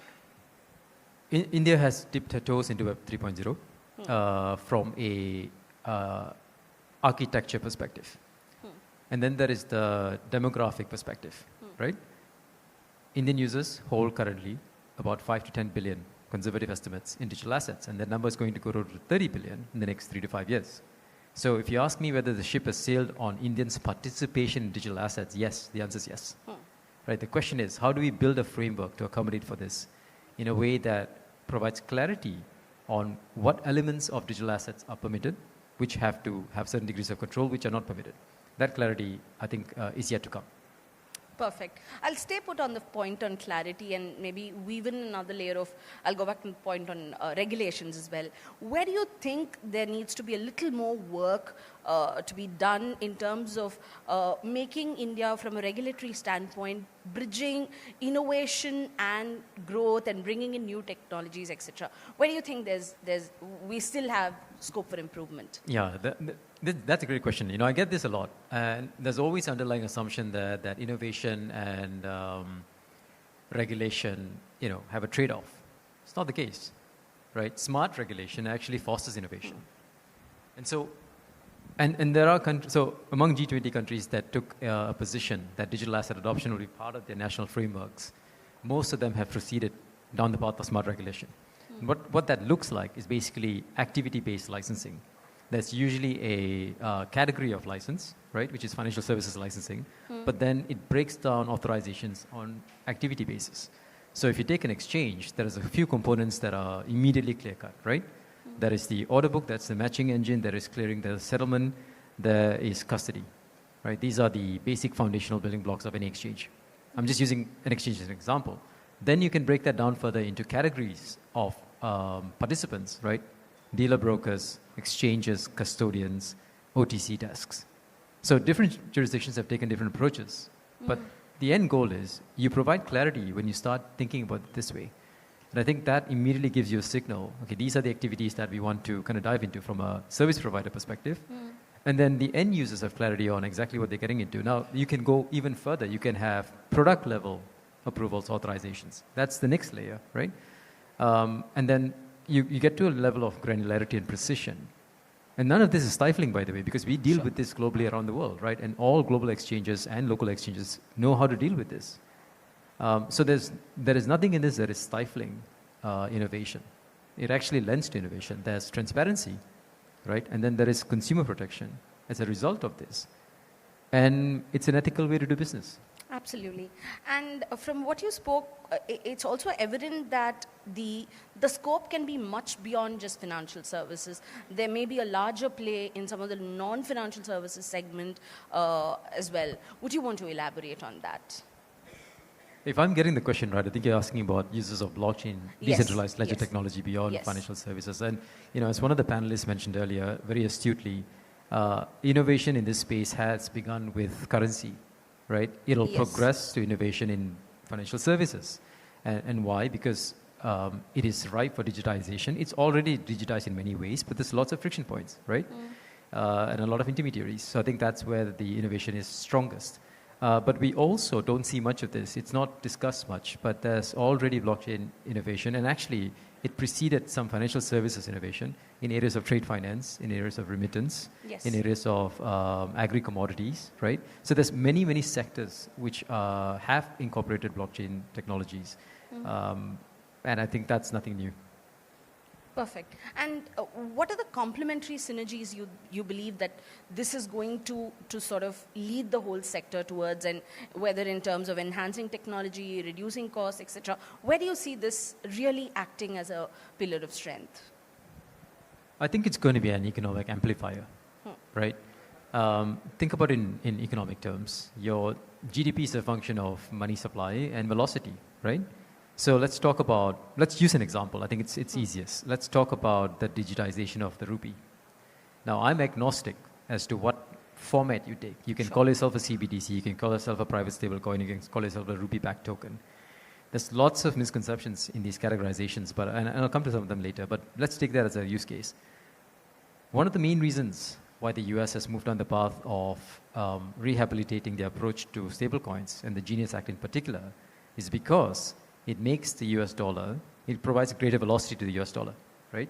You now have interoperable and programmable money that is backed one-to-one by your national currency that is going to become a means of settlement for global trade, right? Why do people use USD for global trade? Because it is the currency of settlement of choice. And so when you then digitize it and make it interoperable and programmable, you're just amplifying that effect, right? You're creating new avenues for your money to work and flow. And so if India were minded, as many other countries are looking into, to digitize your rupee, you're actually making it interoperable. You're making it a choice for settlement globally. Now, obviously for countries with capital controls and currency control considerations, you have to bear in mind the trade-offs.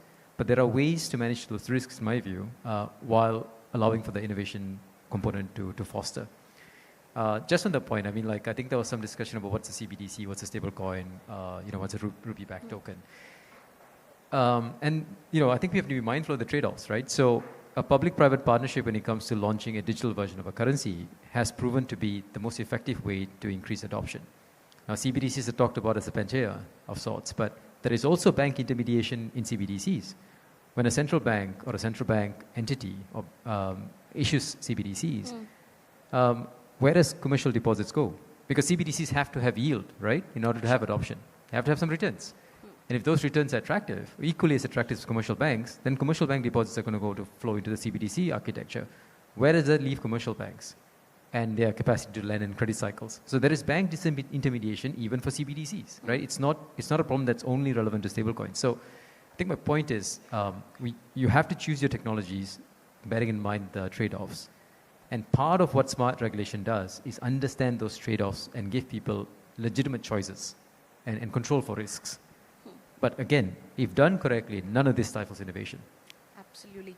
As APAC head, and you've seen various regions yourself, what are the 2 or 3 top-of-the-mind learnings that you believe are fit enough for you to implement in India, or India will benefit from those learnings?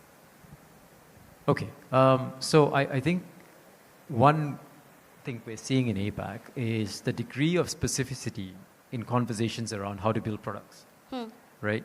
So, and I think in India, the conversation is still stuck in, well, should we have only AML regulation or should we move past that? So the conversation is quite far behind.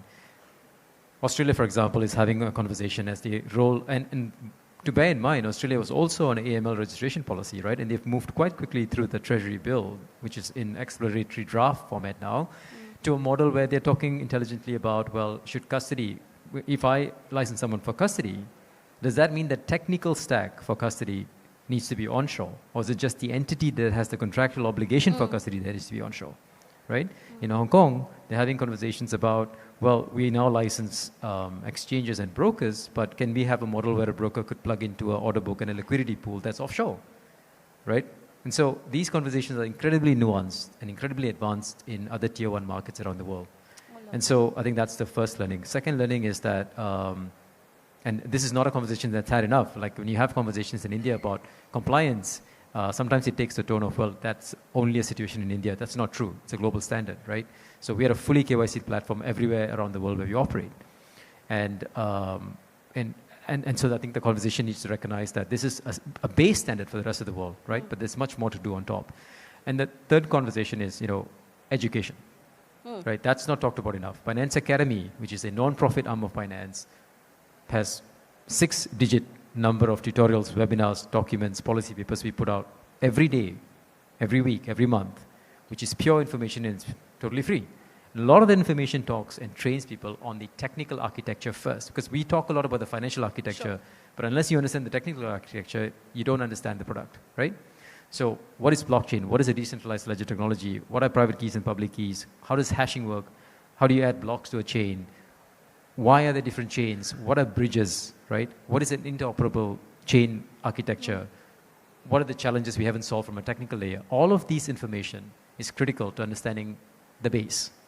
And on top of the base, we built the financial architecture, right? So that is the third learning, is that the degree of knowledge and the degree of education needs to improve. And this is uniform across the world, and that's something we invest very heavily into. But in India specifically, I think you have a young population who are digital natives, and they will catch on quickly. But I think these avenues of training and learning have to be amplified. Perfect. With these learnings and maybe a little more as well, do you see Binance really playing an integral role in India's digital revolution, building up the digital stack in the way we are envisaging? Do you see how do you see that whole narrative play out? Yeah, no, we want to be present in this market. We want to be deeply entrenched in the market. We would benefit from regulatory clarity, as would the local operators and other exchanges around the world who have interest in India. And that regulatory clarity has to be able to guide business decisions on how deeply we integrate and entrench ourselves into India.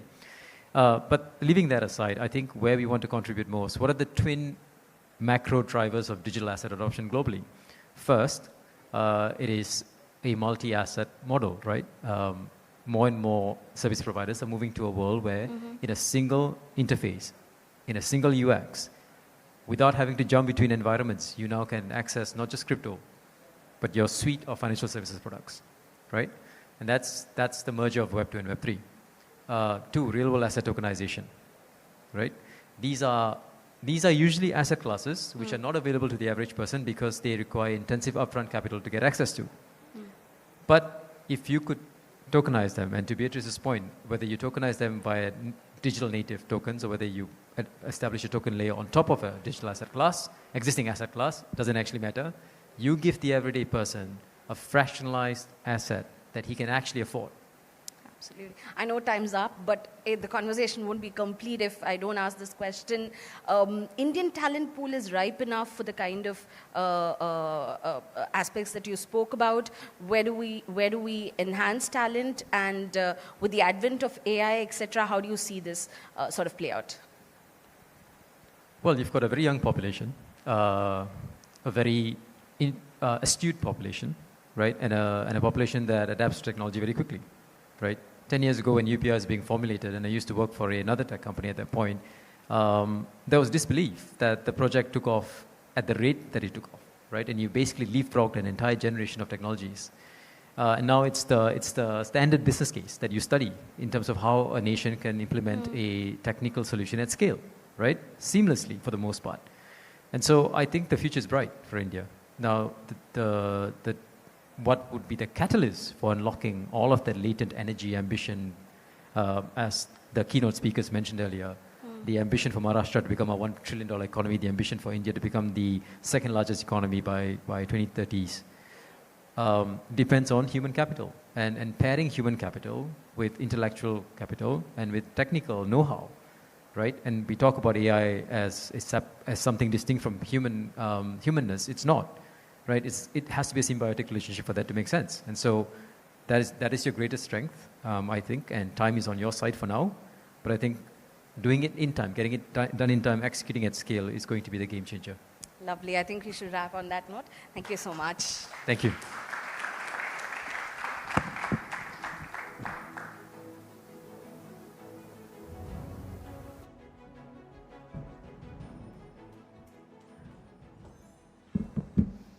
Thank you, Mr. Sekhar and Hamshini, for the insightful conversation. As we come to the final conversation of the evening, we turn to the foundation on which every digital revolution must stand: security and trust. In a world built on data, decentralization, and constant connectivity, resilience isn't optional, it's essential. Now, to lead this important discussion, please welcome Shweta Punj, Moneycontrol, and joining her for this discussion is one of India's foremost voices on cybersecurity and digital trust, Please put your hands together for Lieutenant General Rajesh Pant, Chairman, Cybersecurity Association of India, Chairman, India Future Foundation, and Global Advisor, Cyber Peace.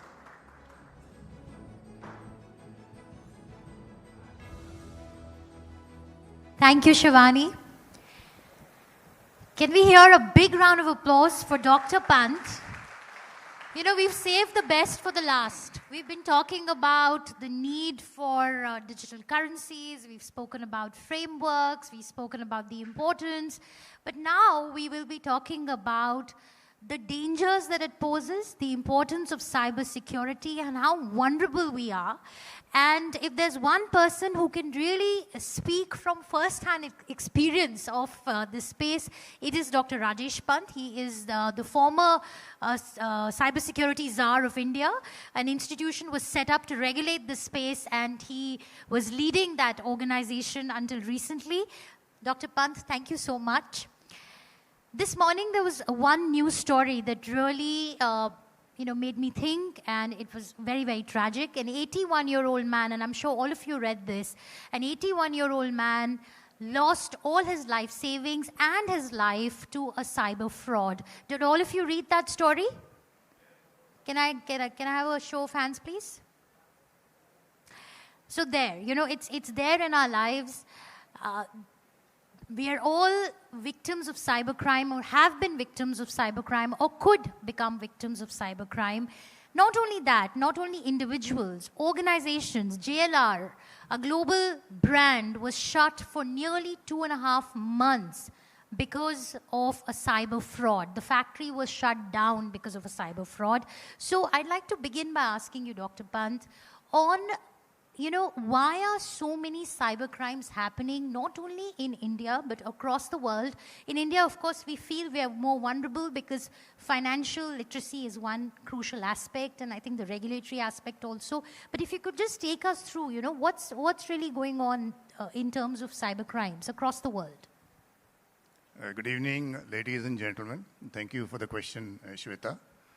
Let me start with the big picture, which will explain why the World Economic Forum is saying consistently that cybercrime is the biggest man-made risk to the economic progress of nations. They've pegged it at $11 trillion last year, third largest economy in the world. And the reasons are many. Firstly, we are living through very turbulent geopolitical times. There are 2 wars going on. In cyberspace, unfortunately, there is a lack of laws. I was a member of the United Nations group of government experts, and it took them 20 years to come out with 11 non-binding norms for responsible behavior by states in cyberspace. There is a mutual legal assistance treaty. It takes too long. Letters rogatory take too long. People have forgotten the Talon manual. So geopolitical turbulence, lack of laws in cyberspace, and lack of attribution. All these cyber attacks that take place come through 2 to 3 hops. So you cannot find out what is the IP address behind the last IP address. So it's safe. So this is a perfect storm for cyber criminals to conduct cybercrime, right? And that is how and why the large number of cyber crimes are taking place. And finally, to your question about that 81-year-old, you see, this is a separate, the digital arrest aspect is a separate type of cybercrime where they are not attacking the system, they are hacking the brain. They are taking advantage of the fear factor, the psychological factor, the age factor. Most of these crimes you'll find will take place on weekends where the bank's responses are also not as good as weekdays. So there are the other reasons for it. But yes, India is one of the most cyber attacked nations in the world. Wow. One of the reasons is the sheer numbers. We have 900 million internet users, 1.3 billion phones. So naturally, when the numbers are large, the attacks will be more. But broadly, the vectors for cyber attacks, there are a range of vectors, which start from phishing and ransomware and adware and the use of worms, and crime as a service has started. Let me just speak a little bit about ransomware as a service, since you mentioned JLR. Yeah. JLR was also a ransomware attack. So ransomware as a service means that earlier, while only some technical people used to carry out the attack, today you go to this ransom as a service operator, he's got an access broker. The access broker is already sitting inside a number of companies. And he also knows that from this company you can get X number of dollars because he's seen the cyber insurance of that company. So he tells you from this company you can get $100 million, from this company $50 million. Then there is an expert who knows how to infiltrate, there's an expert who knows how to exfiltrate, and there is a negotiator who pops up in between. Because I have been in a number of these ransomware situations, and suddenly you find this guy comes up, he says, "Acha, theek hai, if you don't want to give 1.1 bitcoins, you give 1 bitcoin," or something like that, right? So there's a whole enterprise and an industry that has come up, which is why, cybersecurity has become so important. Right, absolutely. So is the applause for the enormity of the problem? Or that someone has really spelt it out for us? I want to understand from you, Dr. Pant, on how vulnerable is India? You mentioned the regulation bit. Our IT Act is 25 years old. We have just come up with a Data Protection Act. We don't have a cybersecurity regulator at the moment. So where are we in this journey when it comes to really ensuring that that we are safe in this whole data warfare? So let me give you the good news first that in my time, there is a global cybersecurity index of the International Telecommunications Union. That is the standard by which nations are judged. So from 47th place, we came down to 10th place when I was the National Cybersecurity Coordinator. Today, in the new revised format, we are in the topmost category. And they take a number of issues into account as to what are the organizational aspects, legal aspects, things like that. But having said that, and I said earlier, we are the most cyber attack nation in the world. So the reasons are that, you see, we are not like China. China has created a golden firewall around it.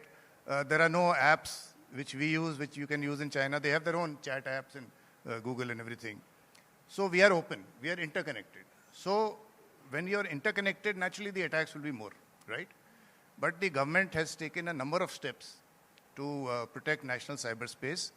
There are various agencies. We have created an agency called the I4C, Indian Cybercrime Coordination Center, under the Ministry of Home Affairs that handles cybercrime. And that is filtered down to all the states. They have regional cybercrime coordination centers. They have district cyber cells, etc. Then we have a national CERT, Computer Emergency Response Team, which already has a cyber crisis management plan also. So we have catered for that. We have an institution called for the critical sector itself, NCIPC. And there are 7 critical sectors that we have identified. And we are doing cyber diplomacy. So at the national level, number of initiatives have we taken. You mentioned about the regulations. So the DPDP Act came out in 23. Then we had the Telecom Act also that came out in 23. And the minister recently said that the rules for the DPDP Act should be coming out before the winter session of the parliament. So I hope that happens because then there'll be an 18-month period for implementation, and we hope that privacy will be taken care of. So a number of guidelines, directives, and also for each sector, this is very important. You see, every sector has a regulator. So, for example, the power sector, the Central Electricity Authority is the regulator. And they have come out with their own guidelines. Right. For the BFSI sector, RBI has come out with guidelines, SEBI has come out with guidelines, RDA. I'm talking of cybersecurity guidelines. So, sectoral guidelines, national level aspects, so things are under control. And as I said, we are in the top of the GCI index. Okay, so things are under control. I think that's heartening to hear. Dr. Pant, recently we saw what happened in Nepal. We've seen what happened in Bangladesh. Do you see the way that uprising went out of control, the kind of the impact that the protests had? Do you think it has something to do with cyber warfare as well? In fact, in the previous session when the minister was here, he was also talking of a new form of warfare. And what you're saying is right, actually, that influence operations and psychological operations is the new form of warfare, which is a part of hybrid warfare. So hybrid warfare is defined as warfare which is contact or non-contact, kinetic or non-kinetic, below the threshold of conventional wars. And this is what is happening around the world, by the way, right? So there is a term that is used which is called WOE, the weaponization of everything. So you find supply chains getting weaponized, you find weather getting weaponized. Why is Russia today attacking the Ukrainians in the energy sector and their neighborhood? Because their winters are coming, right? So whether it is rivers, whether it is dams, whether it is the social media, everything is getting weaponized. And what you're saying is right. I mean, we had this incident in Bangalore some years back where a lot of people from the northeast were targeted. And it was all a rumor that started it, right? And there have been these color revolutions in various countries, and recently, as you said, in Bangladesh and Nepal. Social media needs to be regulated, but easier said than done. That's right. So it's a fine line between freedom of speech and expression and ensuring safety and security. I want to ask you, Dr. Pant, that if there was one big capability that, according to you, India needs to work on to ensure its safety and as compared to its neighboring countries, for instance, China or even Pakistan, what is the one thing that we should work on to give us that edge? I will tell you two things. Not one. Tell us 10. One is we need a national cybersecurity strategy because our existing policy is of 2013 vintage. And a lot of things have changed. There was no crypto, there was no ransomware earlier, new age crimes have come up. So we need a new national cybersecurity strategy. That is one. Second is, in my opinion, we need an organization which is responsible and accountable for the protection of national cyberspace. You see, today there are 5 domains: land, air, sea, space, and cyber. For land, you have the army. They have a very clear role: protect the border, maritime border, navy, airspace, air force. Who is responsible for cyberspace? And if you see the government's directive, separate agencies have been made responsible. So MHA is responsible for cybercrime. CERT-N is responsible for incident response. And all these things are related. Right? And of course, my previous appointment as a National Cybersecurity Coordinator, I was expected to coordinate amongst all the ministries, which is very difficult. We need a CEO. What the US recently has said, if you've seen Pete Hegseth's remarks, he says, I don't want to be called a secretary, because secretary sounds like a lady. I want to be called the CEO of the Department of War. So coming back to my recommendation is that we need a national cybersecurity organization. All the countries around the world have done it. Israel has a national cybersecurity directorate. Singapore has a cybersecurity agency. China, of course, the Cyberspace Administration of China is directly under Xi Jinping. All the major developed countries have today, UK has a national cybersecurity center. All the major developed countries of the world today have created a centralized organization which is responsible for the protection of cyberspace, and that is what we need. My last question, Dr. Pant, is on the challenges one faces when it comes to getting international consensus on board. Where cybersecurity cooperation is concerned. You have represented India on global forums, such as the World Economic Forum. You've also been at the Quad. How much of a challenge is it for the world to come together on this? And really, what should be the allies that India can bank on when it comes to its cybersecurity strategy? So I gave you the example of the United Nations group of government experts, where every word is challenged. So when I made a statement that we should have trust, so our neighbor in the north, he says, what do you mean by trust? Define trust. So then for days, there's a discussion on, trust. So at international forums, it is very difficult to come to a consensus. What works, however, is what is called as the minilaterals. So Quad, for example, US, India, Australia, and Japan, we have created a very good mechanism of sharing threat intelligence, of sharing standards of various software experts, and interacting with their centralized agencies.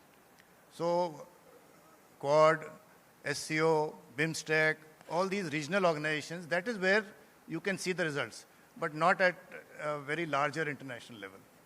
All right. One advice that you'd like to give to the government of India and to the industry representatives here? I can't give advice to government of India. My pension may stop But to my friends here, all I can say is be cyberspace. Be very, very careful. Just don't click. Because today, phishing is getting so targeted because of AI, you know, deepfakes. You've all heard those stories. And you will get a mail after this that we were together in this event of Moneycontrol, and here is a photograph with, just click on this photograph and you are there and General Pant is No, there. we do no such thing. We don't send photographs. So we barely get pictures from our own event. Anyway, I don't want any of you to lose money, or anyone for that matter who's watching this show. So because it is a hard, and that is it. So don't click on anything. And with that, thank you very much, Dr. Pant. I'm sure all of us are going to go back a little more enlightened. Thank you so much to all of you for being a very engaged audience. And we'll, of course, keep tracking this story on Moneycontrol. Thank you.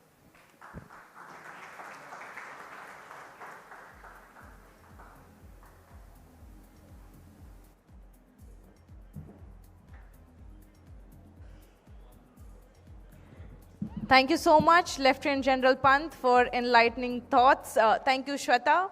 And with that, we draw curtain to the first edition of Moneycontrol and Sutra presents India Web 3.0 Summit, powered by Binance. Thank you for being a part of this inspiring evening. A heartfelt thank you to all our speakers, moderators, delegates who made today's conversation so enriching.